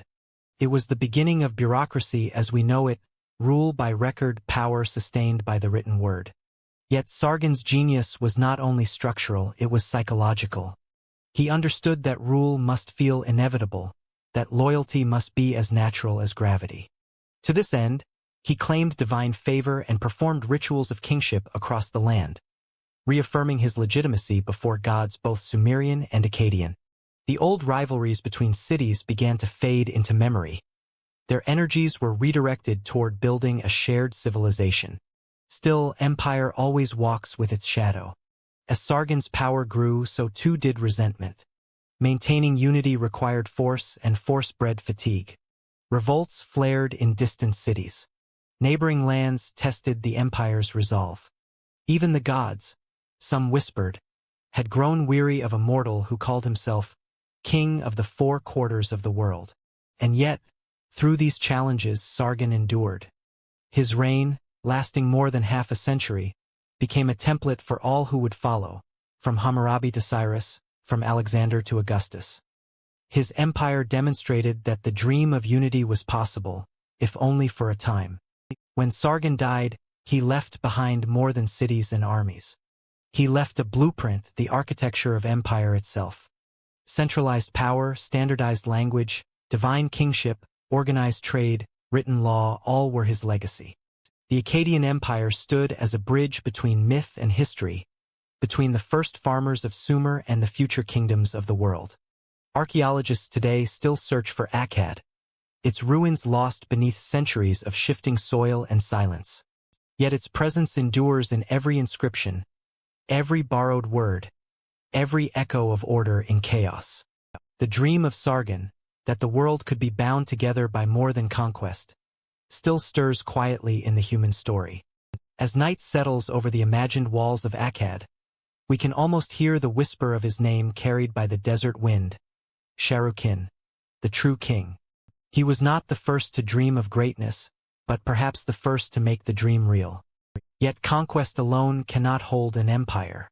What truly endures is the word, the ability to name, to record, to remember. And in the clay tablets of Akkad, language itself became the empire's most lasting monument. When Sargon's armies laid down their weapons and the dust of conquest settled, what remained was not merely an empire of stone and tribute, but an empire of words. For though cities may crumble, it is language that endures longest, traveling silently through centuries, shaping how people think, pray, and rule. In the centuries that followed the rise of Akkad, a profound transformation unfolded across Mesopotamia, not only in its borders, but in its speech. The language of Sargon and his successors, Akkadian, slowly became the common voice of the land. It was a Semitic tongue, flexible, expressive, suited to both trade and poetry, and it absorbed the deep, ancient soul of Sumerian, the world's earliest written language. Where once clay tablets spoke in Sumerian alone, now scribes etched their signs in Akkadian cuneiform, preserving the script's shape but changing its sound. The result was not erasure, but fusion, a cultural marriage of tongues. Sumerian, though fading as a spoken language, lived on as the sacred language of learning, ritual, and temple record. It became the Latin of the ancient Near East, a medium of memory, studied and revered long after it ceased to echo in the streets. This delicate balance between the old and the new defined the Akkadian legacy. Scholars and temple schools copied bilingual tablets, one line in Sumerian, the next in Akkadian, ensuring that each generation understood both the ancestral and living voices of their civilization. Through these tablets, we can trace the slow blending of thought itself. The metaphors, gods, and stories of Sumer reshaped through Akkadian eyes. One of the most profound effects of this linguistic shift was the preservation of myth. Sumer's tales of Inanna's descent to the underworld, Enki's cleverness, Gilgamesh's grief, were rewritten in Akkadian with deeper introspection, broader scope, and more poetic rhythm. The result was not mere translation, but evolution. The Epic of Gilgamesh, as we know it, reached its mature form in Akkadian, transformed from a collection of Sumerian tales into a single unified reflection on mortality and meaning. Through language, the spirit of Sumer whispered still. Its theology, its fascination with order and balance, its reverence for the written word, all continued under Akkadian rule. Clay tablets became the empire's true monuments, more enduring than any ziggurat. In them, law and legend coexisted, proving that civilization's foundation is not the sword or the plow, but the sentence. For the people of Akkad, language was power, not just a means of communication, but an act of creation. To write was to assert permanence against time. A name pressed into clay could outlast a dynasty. A decree etched by stylus could bind men across distances of desert and sea. The scribe, seated quietly in a temple school, was as vital to empire as the general or the priest. From this reverence for writing grew an intellectual tradition that shaped millennia of thought. Astronomers recorded the movements of the heavens. Accountants listed rations and wages in neat columns. Poets invoked gods with precision, their verses both prayer and art. The Akkadian scribal class, trained through years of repetition, formed a bridge between divine order and human governance. It was this discipline of record, of memory, that allowed Mesopotamian civilization to endure repeated upheavals. Even as rulers rose and fell, as floodwaters erased cities and dynasties collapsed, the tablets remained. Each one, a small piece of time preserved in clay, carried the voice of a civilization that refused to be forgotten. Modern archaeologists have unearthed thousands of these tablets, their wedge-shaped marks still sharp after 4,000 years. In the quiet halls of museums, they tell us of contracts, hymns, letters, and dreams, all written in Akkadian, all echoing with the rhythm of Sumer. Reading them, we glimpse not only the life of an empire, but the continuity of human thought. One of the calmest and most beautiful discoveries among these texts is the Lament for Ur, a poetic mourning for a fallen Sumerian city, written in Sumerian but copied for centuries by Akkadian scribes. Its verses do not glorify conquest. They grieve for impermanence, for the sorrow of seeing temples fall and rivers change course. It is here that the humanity of these ancient peoples becomes most vivid, a reminder that even the first empires knew the ache of loss. Through such works, we sense that the Akkadians did not conquer Sumer's culture. They carried it forward.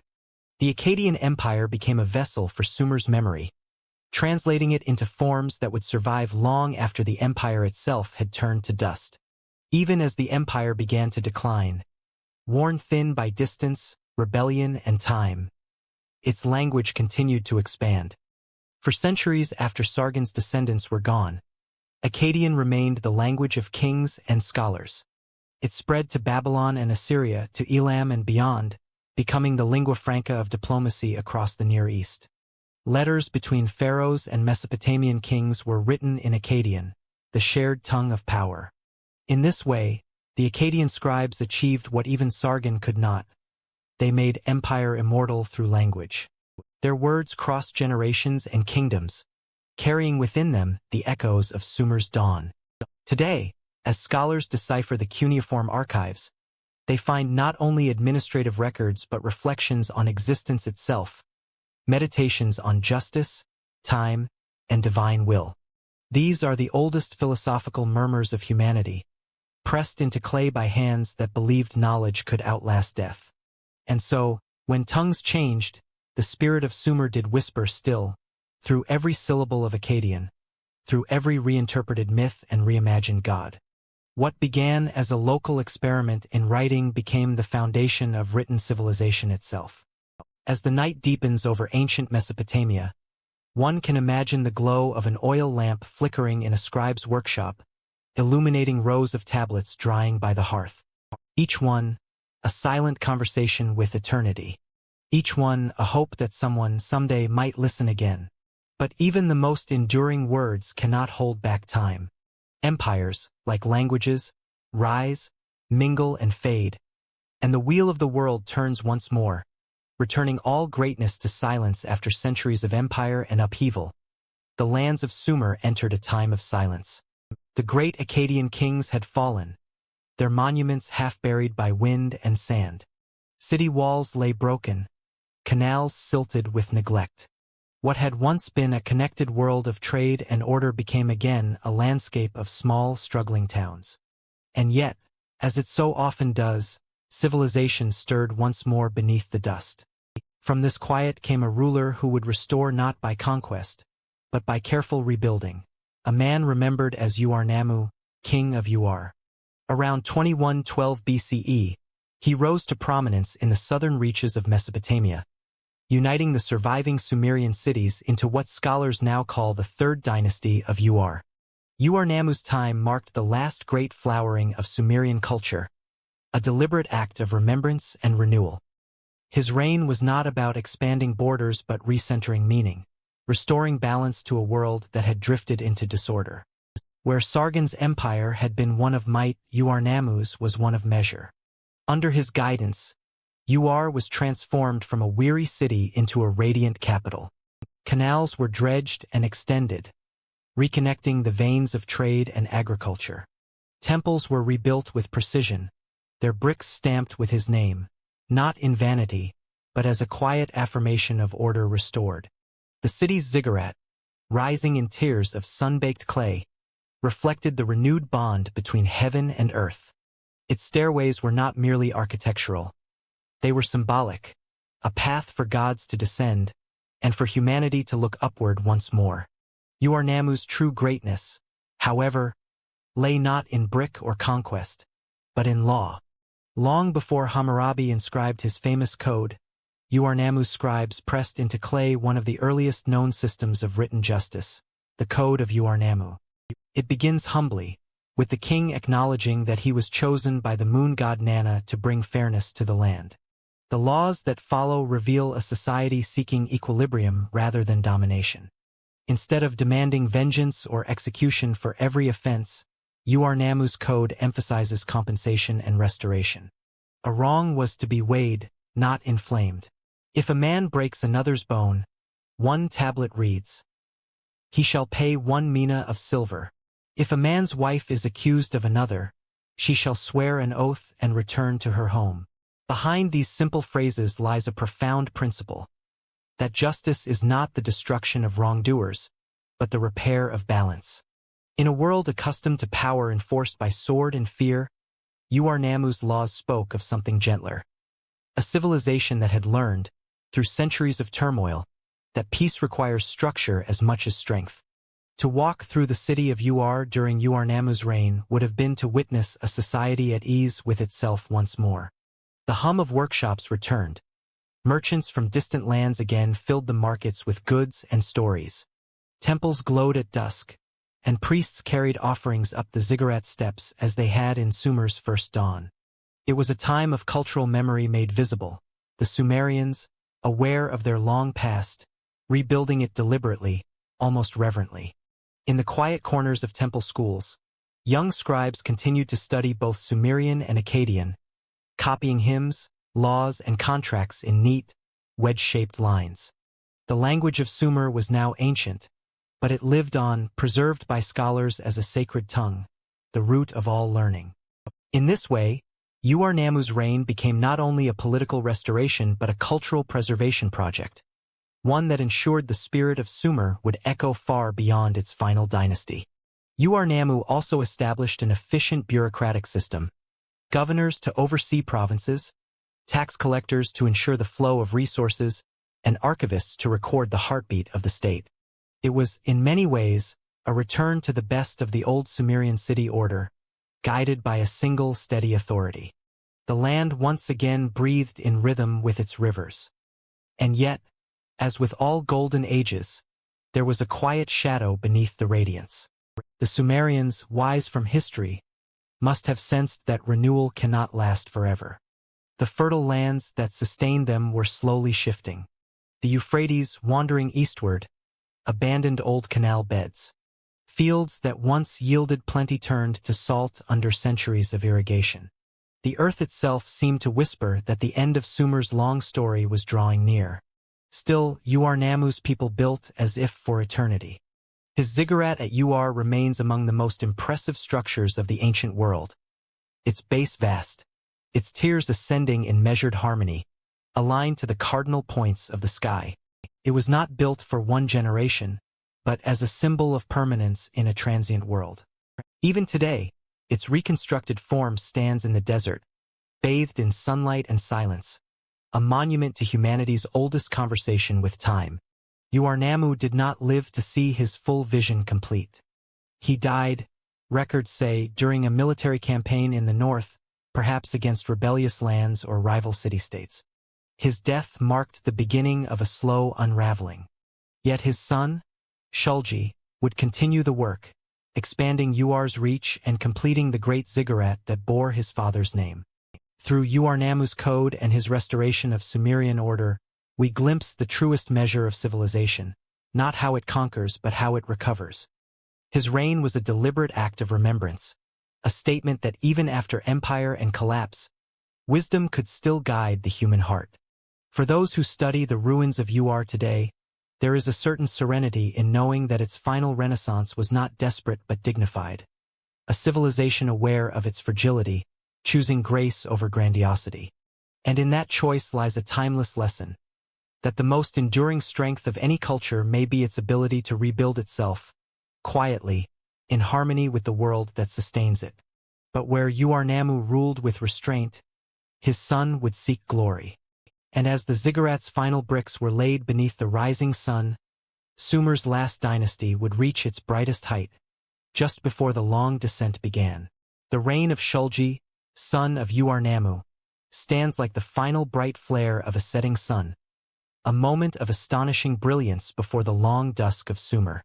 When he ascended the throne around 2094 BCE, the land was still fragile, recovering from centuries of fragmentation. Yet under Shulgi's hand, the Sumerian world would experience one last surge of unity, beauty, and learning, a calm flowering at the edge of time. Shulgi inherited not only his father's empire but his father's vision, that civilization must be tended, not merely ruled. Where Ur-Nammu had restored order, Shulgi sought perfection. He strengthened the state's bureaucracy, improved the road networks that linked the cities and standardized weights, measures, and calendars. His was a reign of refinement, the fine polish on the long sculpture of Sumerian history. He declared himself a divine king, claiming descent from the gods, not as arrogance but as a reflection of harmony, the ruler as embodiment of cosmic order. In the hymns dedicated to him, Shulgi is portrayed as both scholar and warrior, priest and athlete. He was said to have run from Nippur to Ur, nearly 200 kilometers. In a single day, a mythic image symbolizing his vitality and dedication to the gods.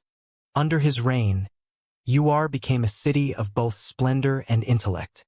The ziggurat his father began now rose to completion, its massive stairways gleaming with fresh plaster, its terraces planted with trees and offerings. Temples across the empire were restored, libraries replenished, and scribal schools thrived. The written word, already ancient by Shulgi's time, found new voice in hymns, legal texts, and royal inscriptions praising not only gods but the rhythm of human life itself. The scribes of Ur, masters of both Sumerian and Akkadian, composed works that blended theology and poetry, history and myth. In their hands, the stylus became a bridge between past and present. They recorded harvests and taxes, but also composed hymns in Shulgi's name that reflected a civilization deeply aware of its continuity. One such hymn praises him as the shepherd of nations, who brings abundance like the flood, who brings wisdom like the dawn. Under Shulgi, trade routes once again pulsed with life. From the mountains of Elam came stone and metals. From the Gulf, copper and shells. From the distant west, rare woods and fine cloth. Caravans crossed deserts, guarded by Sumer soldiers, while river barges carried grain and goods between the cities. At its height, Shulgi's realm was a web of prosperity, a land that had, for a brief moment, rediscovered balance. But the strength of Shulgi's world lay as much in faith and administration as in commerce. He established a centralized system of temples and state oversight, ensuring that the god's will and the king's governance moved in concert. The temple cities, Ur, Nippur, Eridu, became nodes of both worship and bureaucracy, their priests serving as both spiritual and civic administrators. It was a society run not by the whims of conquest but by the steady hum of record, ritual, and reason. In this way, Shulgi's empire mirrored the ancient cosmos of his ancestors, ordered, predictable, cyclical. Yet even within this harmony, small fractures began to appear. Beyond Sumer's fortified borders, new peoples were moving, the Amorites from the west, the Elamites from the east. They watched, waited, and learned. Inside the empire, prosperity bred dependency. The system that kept Ur strong was also rigid. It required constant oversight, endless documentation, unwavering obedience. Taxes were recorded on tablets in intricate detail, workers assigned by decree. What had begun as order gradually became weight, a bureaucracy so immense that it could no longer bend without breaking. Still, in the quiet moments, Shulgi's reign must have seemed eternal. The ziggurat of Ur stood at the heart of the land, its upper shrine gleaming in the sun. Pilgrims climbed its steps with offerings, musicians played at dusk, and the scent of burning cedar drifted on the wind. From the palace balconies, one could see the river shining like a thread of light, the same river that had nurtured Sumer since the beginning. In those years, the Sumerians lived surrounded by their own memory. Every brick, every song, Every ritual recalled a past already ancient. They built not to invent, but to remember, to preserve in stone and syllable what time was beginning to forget. And yet, the horizon was changing. The climate grew harsher, the floods less predictable. Trade routes faltered under distant wars. Nomadic tribes pressed harder against the borders, drawn by the wealth of the south. The once endless fields around Ur began to turn white with salt, the earth's quiet warning of exhaustion. Still, Shulgi endured, a ruler of paradoxes. Pious yet ambitious, orderly yet aware of impermanence. His own writings often speak of duty, of his desire to maintain justice and divine favor. One hymn records his wish that his name be carried by the winds and remembered in the lands beyond. It was a wish that would be granted, though not in the way he imagined. After his death, the fragile balance he had maintained began to falter. His successors, Amarsin, Shusin, and Ibisin, struggled to preserve the empire against mounting pressures. Famine and invasion came like twin tides. The Elamites would one day breach Ur's walls, carrying off its treasures and leaving the city to the silence of history. But that would come later. For now, under the reign of Shulgi, Sumer's torch still burned. Its libraries filled with knowledge, its hymns echoed with devotion, its canals mirrored the stars. The civilization that had once risen from the mud of the rivers had reached the height of grace, aware, perhaps, that it was also nearing its end. Shulgi's name, inscribed in countless tablets, remains one of the last clear voices of the Sumerian world.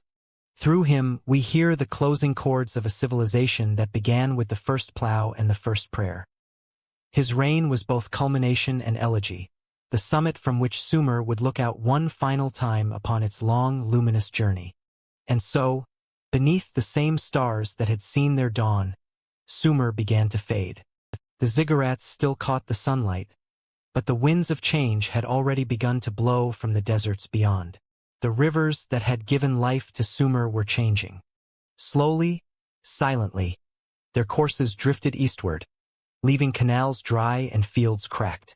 Once rich farmlands turned pale under the weight of salt. Crops grew thin, and the air carried the faint scent of desolation. Civilization, like the rivers that birthed it, began to wander from its old channels, uncertain where it would next find rest. By the closing years of the third dynasty of Ur, the signs of decline were everywhere. The great system that Shulgi had built, precise, regulated, monumental, had grown brittle under its own perfection. Fields demanded constant maintenance, taxes grew heavier, and the once ordered bureaucracy strained beneath famine and fear. Droughts spread through the southern plains. Herders drifted north in search of greener land. The empire's edges frayed, its heart weary from holding too much. Beyond those borders, new peoples were gathering, tribes who looked upon Sumer not with reverence, but with hunger. To the west came the Amorites, desert wanderers whose flocks grazed near the Euphrates. To the east, the Elamites of the highlands watched and waited, their armies disciplined and opportunistic. The age of city-states was ending, and the age of movement had begun. For the rulers of Ur, each year brought new loss. The empire's governors, once loyal servants, grew distant, their allegiances uncertain. Trade routes broke apart. Caravans that once carried copper and timber now carried only news of rebellion. The temples of Ur and Nippur, which had once glowed with offerings, began to dim. Priests spoke prayers for protection, but even the gods seemed to fall silent. In the midst of this slow unraveling, the final king of Ur, Ibisin, stood as a lonely figure against the tide. His reign, around 2028 to 2004 BCE, is preserved in heartbreaking detail through clay tablets, not of triumph, but of desperation. In one letter, a governor pleads for aid. The enemy is near, the fields are burned. Send grain, send soldiers, send hope. None came. The empire that had united Sumer could no longer feed itself. The Elamite armies were the first to strike. Sweeping westward, they captured city after city, their advance slow but relentless. They breached the walls of Ur itself, the sacred heart of Sumerian civilization, and carried away its treasures and its people. Ibisin was taken in chains to Elam, his kingdom scattered to the winds. The ziggurat of Ur, once a symbol of divine permanence, stood now as a silent witness to defeat. It was not the fall of a king alone, but of a world. The end of the third dynasty of Ur around 2004 BCE marks the final chapter of the Sumerian people as a distinct political power. Yet their fall was not a single event. It was a gradual fading, like the dimming of a lamp left to burn through the night. To the Amorites, who now settled across the plains, Sumer's cities were prizes but also teachers. They adopted its gods, its laws, its script. In time, these newcomers would build their own cities upon the ruins, cities with familiar names, written in Sumerian signs, speaking new dialects. Among them was Babylon, a modest settlement that would one day rise to eclipse them all. Meanwhile, the environment continued its quiet rebellion. The same irrigation that had made the land fruitful for millennia now rendered it sterile. Without regular floods to wash away salts, the soil hardened. Grain yields collapsed. What had once been a self-sustaining heartland became dependent on northern imports, a dependency that war and drought made impossible to maintain. The collapse of Sumer was therefore not simply a tale of invasion or misrule. It was the first ecological collapse recorded in human history, a warning written in clay rather than prophecy. Civilization had learned how to shape nature, but not yet how to live with its consequences. The land that had given birth to humanity's first cities was exhausted, and its people were forced to move on. In the ruins of Ur, archaeologists have found traces of this ending. Layers of ash, toppled walls, burnt offerings left hastily at altars. Yet even amid the desolation, the evidence of care remains. Temple records kept until the very end, ration lists meticulously written as though the act of recording itself might preserve meaning. The Sumerians faced the twilight of their world with the same dignity that had marked their dawn, through order, faith, and words. And perhaps that is what makes their story so haunting.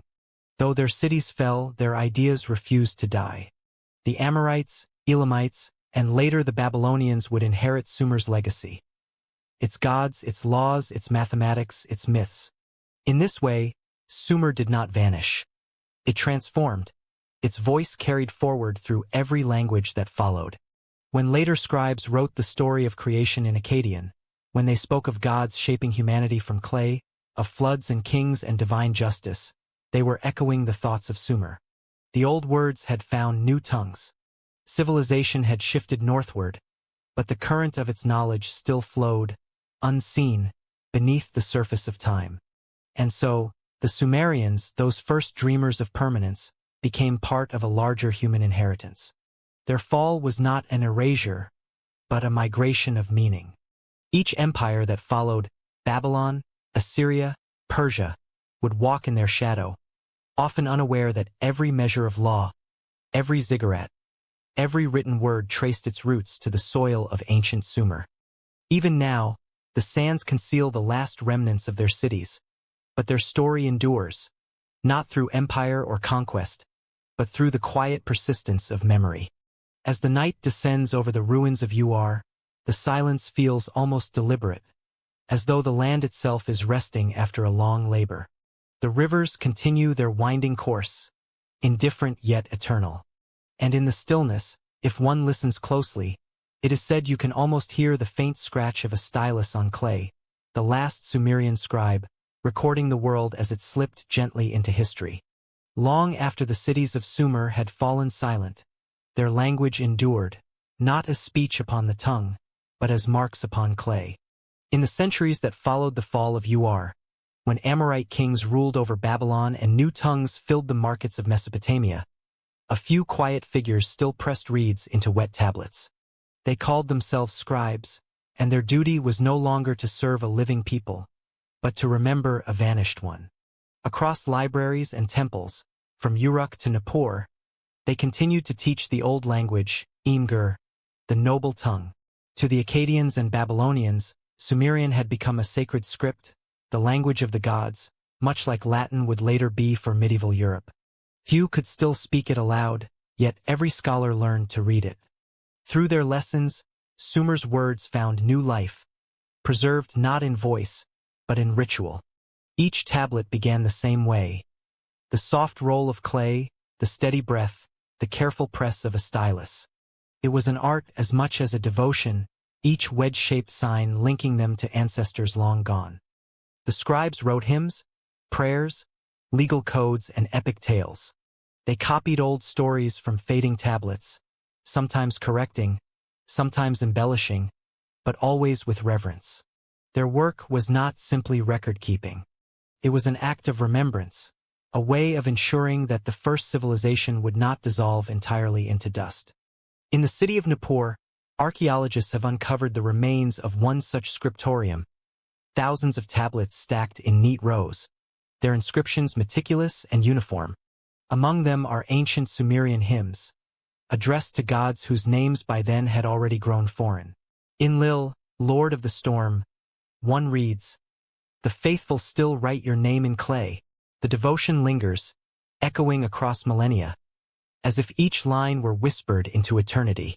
What is remarkable is not only that these scribes remembered, but how consciously they remembered. They knew that the world around them had changed, that Akkadian, not Sumerian, was the living speech. Yet they chose to keep writing in the older tongue, much as one might light a candle for ancestors each night. Their tablets became memorials to the act of writing itself. It is within this late tradition that the Epic of Gilgamesh was preserved, a story born in Sumer, retold in Akkadian, and passed through countless hands.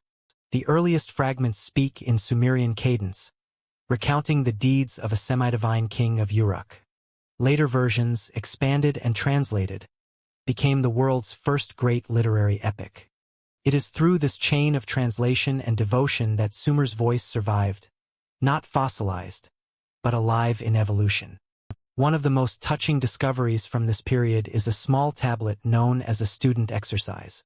On one side, a teacher's perfect cuneiform. On the other, a pupil's trembling imitation. The lines are the same, but the difference in confidence tells a human story, of learning, of continuity, of trying to hold on to something fading. Even as empires rose and fell around them, these anonymous scribes sustained a quiet resistance to oblivion. Their libraries became time capsules, sealed by accident or catastrophe. When invaders burned a city or when a wall collapsed, the fire that destroyed wooden roofs also baked the clay tablets hard, turning them into stone. Through destruction came preservation. Thousands of years later, archaeologists would find them perfectly intact, the very words of ancient scribes waiting patiently beneath the earth. It is humbling to realize that many of the voices we now hear from Sumer were never meant for us. Some were business records, others school assignments, personal prayers, or inventories of temple offerings. Yet through their ordinariness, they reveal a civilization's humanity. The price of grain, the measure of land, a worker's complaint, a priest's gratitude.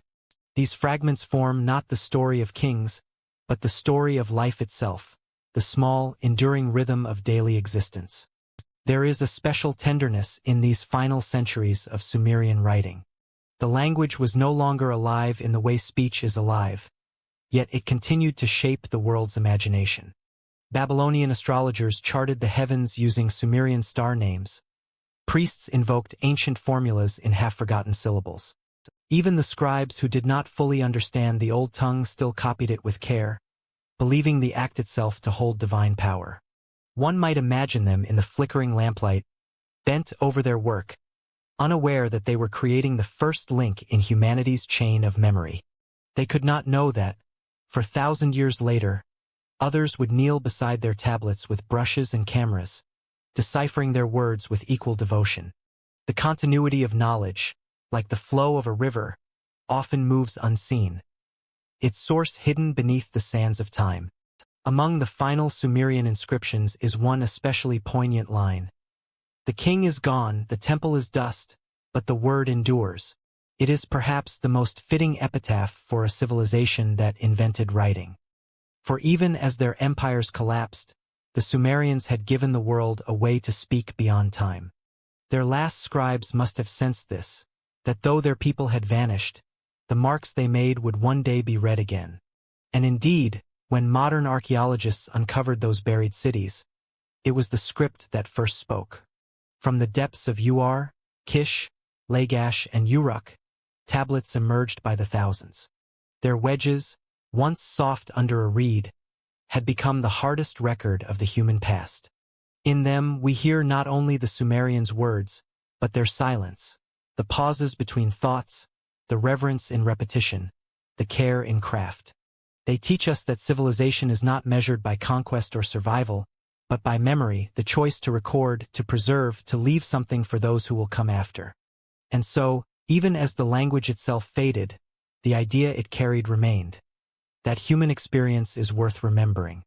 Every letter carved since, every book written, every record kept owes a quiet debt to those ancient hands that pressed meaning into clay.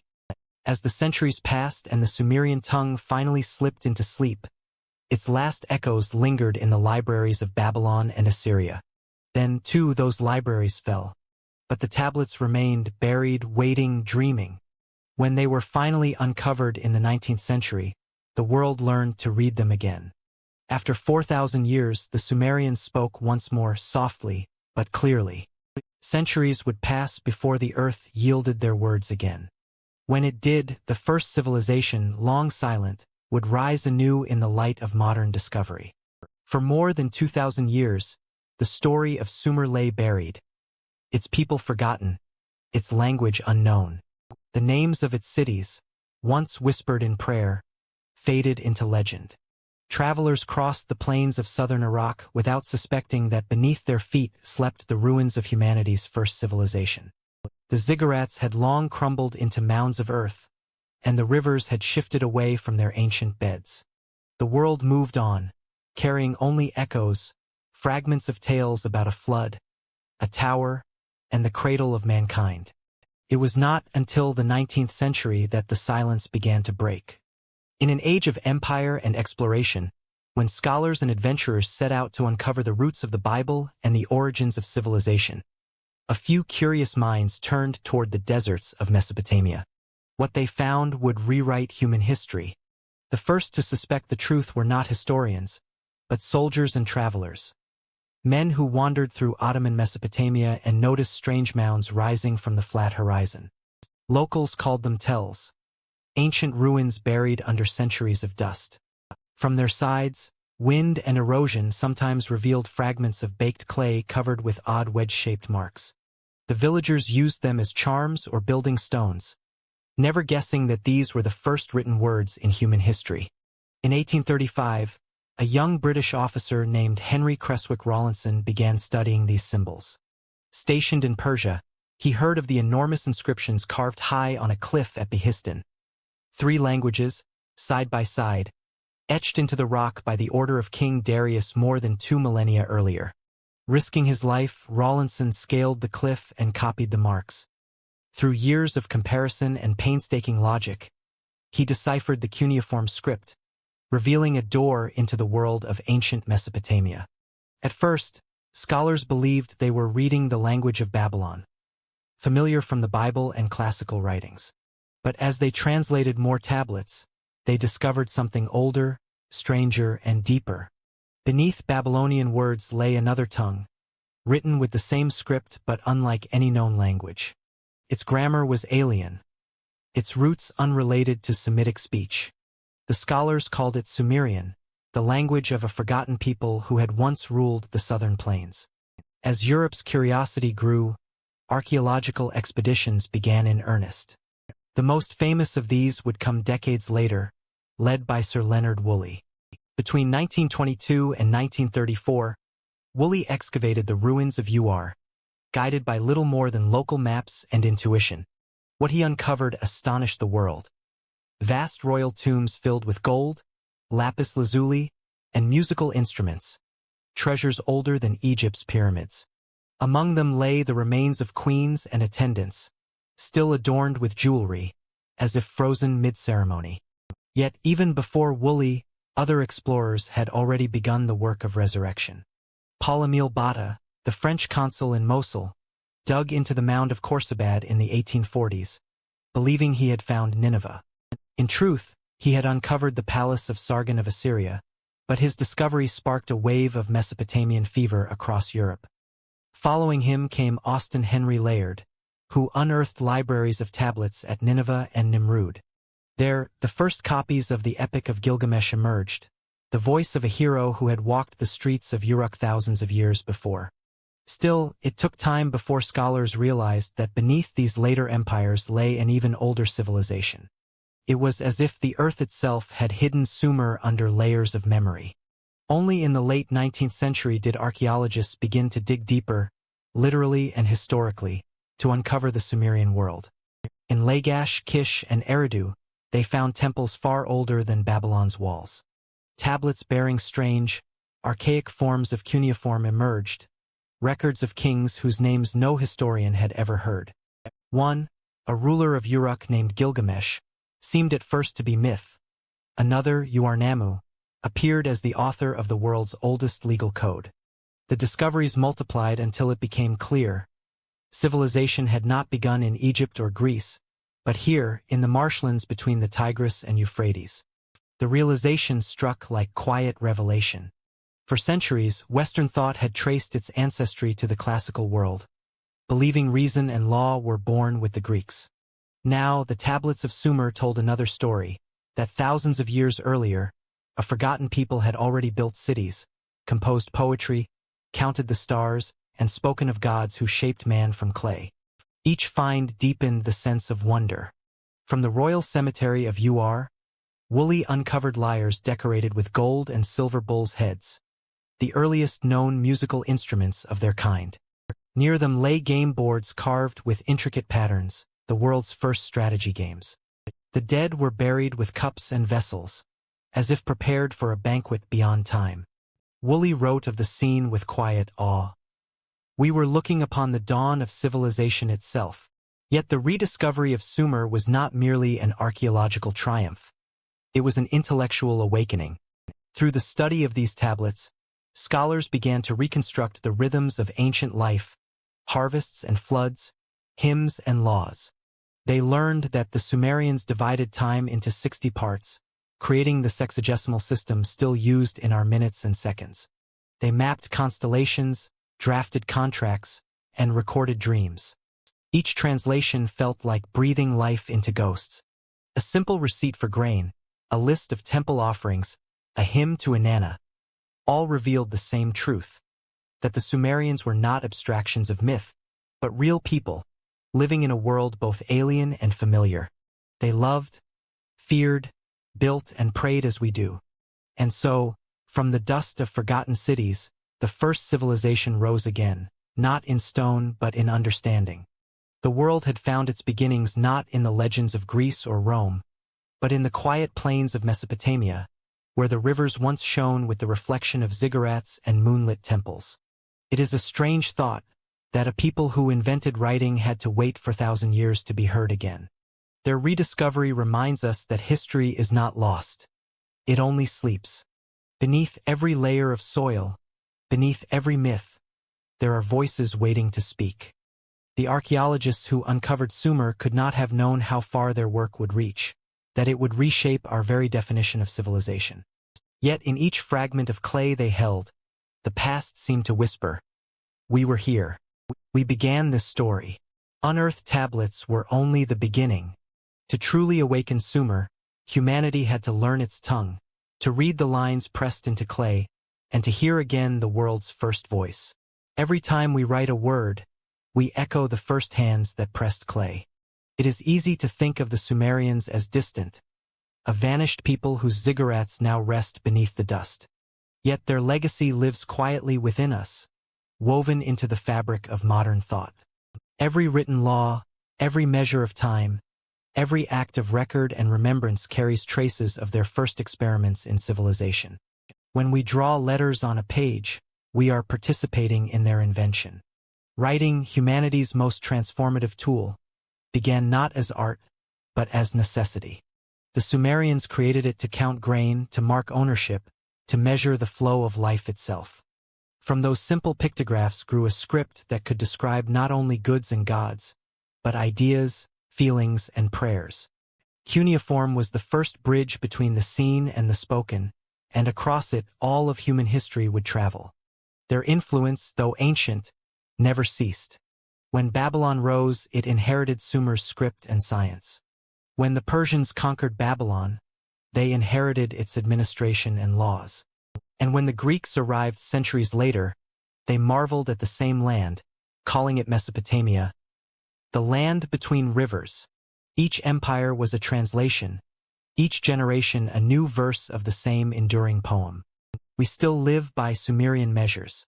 Their sexagesimal system, counting in 60s, shaped the way we divide time. 60 seconds, 60 minutes, 360 degrees of a circle, each a quiet monument to their mathematics. The Sumerians learned to watch the heavens as if they were a vast clock.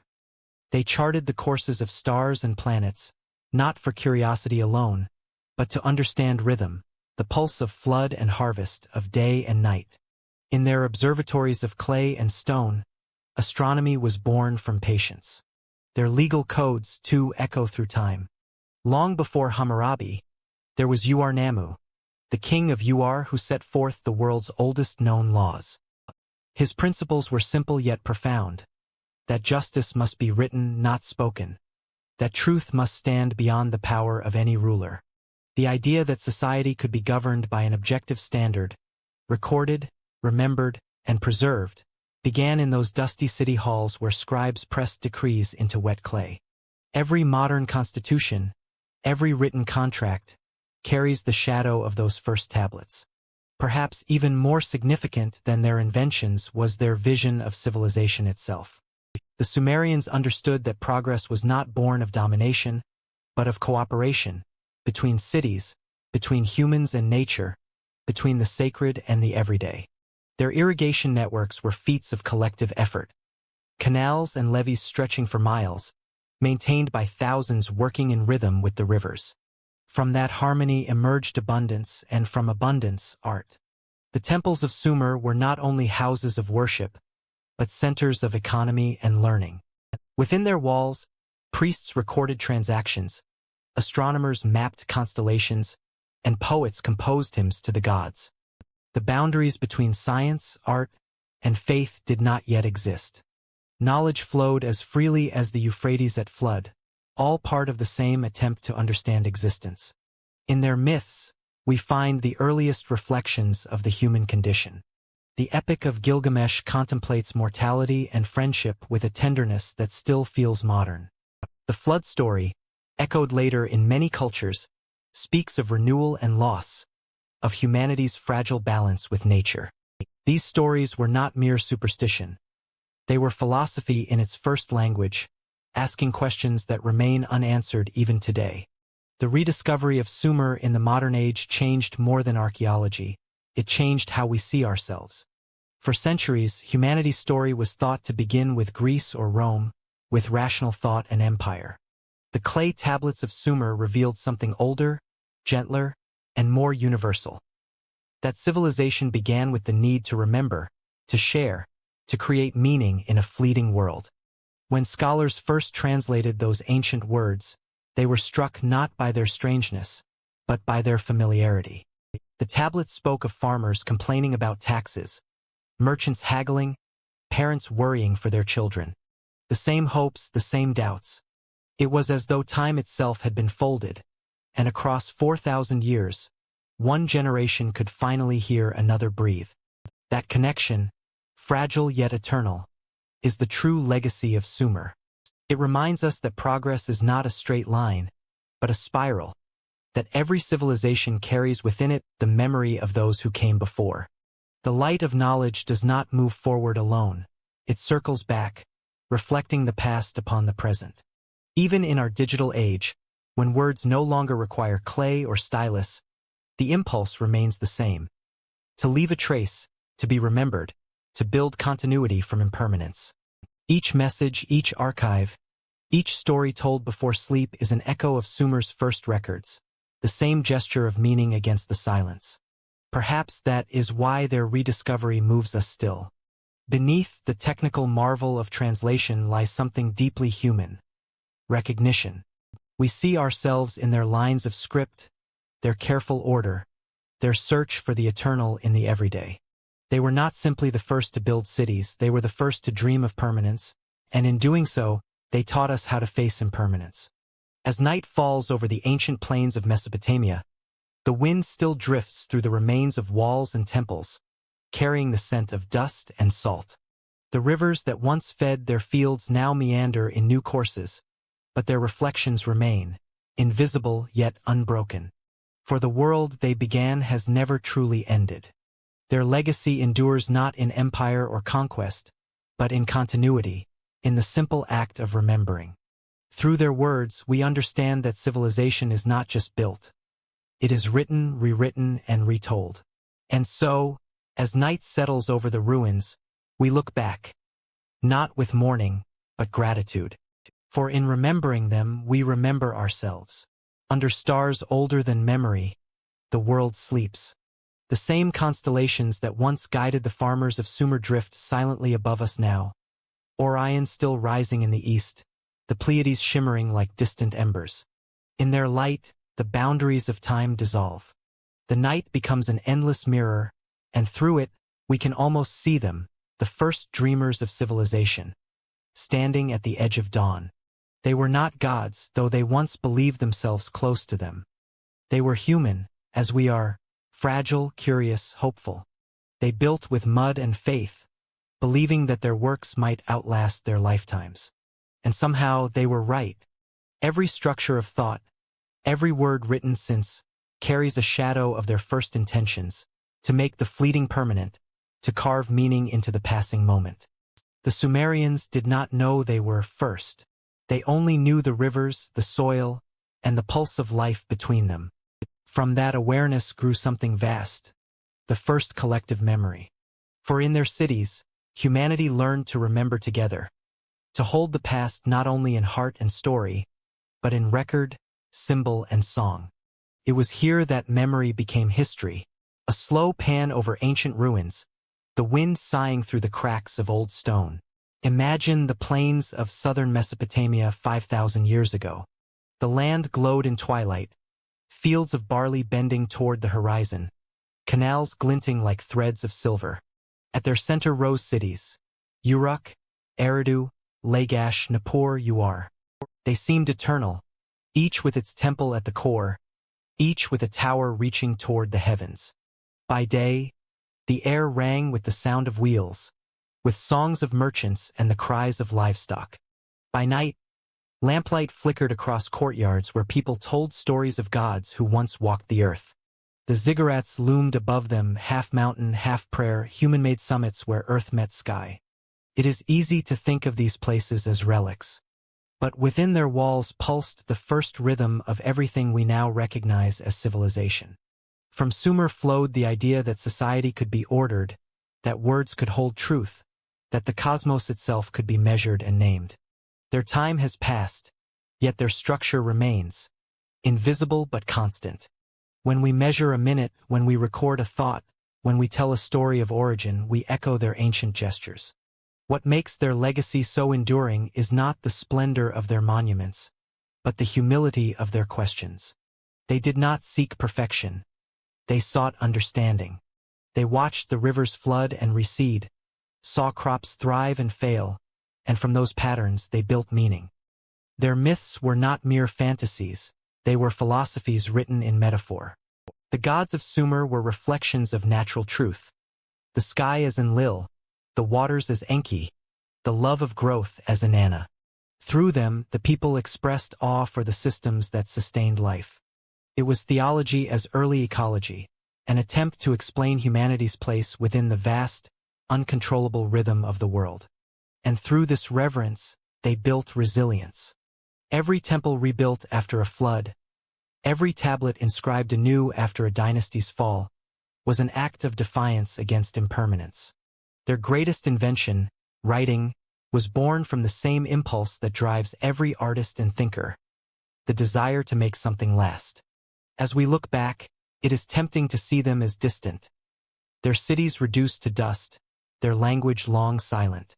Yet, when we listen carefully, their humanity feels startlingly near. On one tablet, a teacher scolds a student for sloppy handwriting. On another, a merchant complains that a shipment of copper has not arrived. A poet writes a hymn to the morning star, describing its light as a flame that walks upon water. Across 40 centuries, these voices remain clear, tender, familiar. They are not myths. They are us, only earlier. It is within that recognition that the calm beauty of their story lies. For though empires crumble, though languages fade, the essence of civilization endures in our shared capacity for wonder. The rivers of Mesopotamia have shifted far from their ancient paths. The fields where barley once swayed now lie dry beneath the desert wind. Yet even the changing course of rivers cannot erase the flow of ideas. Like water through stone, their influence found new channels through Babylon, Assyria, Persia, Greece until it reached us. Every civilization since has carried within it some fragment of Sumer's light. Their measurements became our minutes. Their gods inspired our myths. Their words shaped our ways of knowing. They were the first to look at the stars and wonder what stories they told. We have never stopped asking that same question. Perhaps the true measure of their greatness is that their spirit has outlasted even their name. For centuries, no one knew who they were. Yet their inventions guided the world in silence, until the earth gave up their story again, as if memory itself had chosen the right moment to return. To remember Sumer is to remember ourselves, not as separate from time, but as part of a long, continuous unfolding. Each generation is both descendant and ancestor, carrying the torch of knowledge through the night. When we read the words of those long-gone scribes, we complete their intention. They wrote so that the future might know them, and in reading we let them live again. Their voices blend with ours in a dialogue across millennia, one that speaks not of dominance or power, but of connection.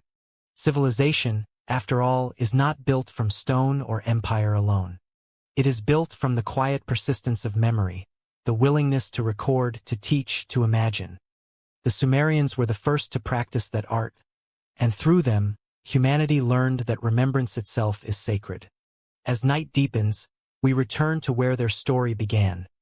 The meeting of two rivers beneath a wide and ancient sky. Somewhere near that confluence, 5,000 years ago, someone pressed a reed into clay for the first time, recording a mark whose meaning they could never fully foresee. That mark was the seed of everything that followed. Language, culture, continuity. It is a humbling thought that the entire architecture of knowledge began with such a simple act. A reed, a hand, and the will to remember. Through them, the human story began to extend beyond the living moment. The past could now speak to the future, and the future, in turn, could listen. Perhaps that is why the story of Sumer feels so peaceful, even in its ending. It reminds us that creation need not be loud, that greatness can be quiet. Their achievements were not carved in conquest but written in care. Their empires rose and fell, but their thoughts, small, steady, deliberate, endured. Each mark of their stylus was an act of faith in time itself. Each word they left behind was a promise that knowledge, once born, never truly dies.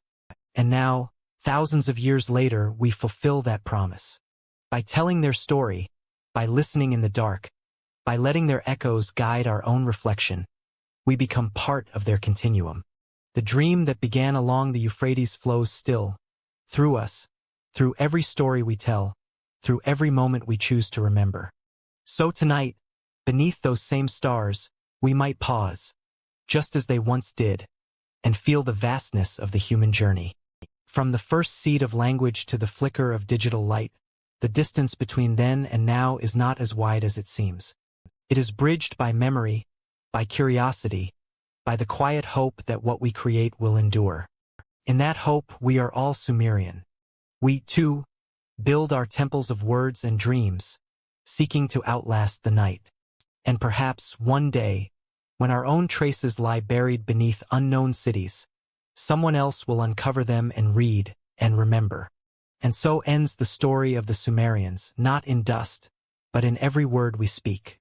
If this journey through the ancient world has stirred your curiosity, stay with us.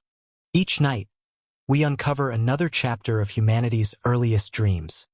Subscribe to Nightfall History and let the past guide your rest.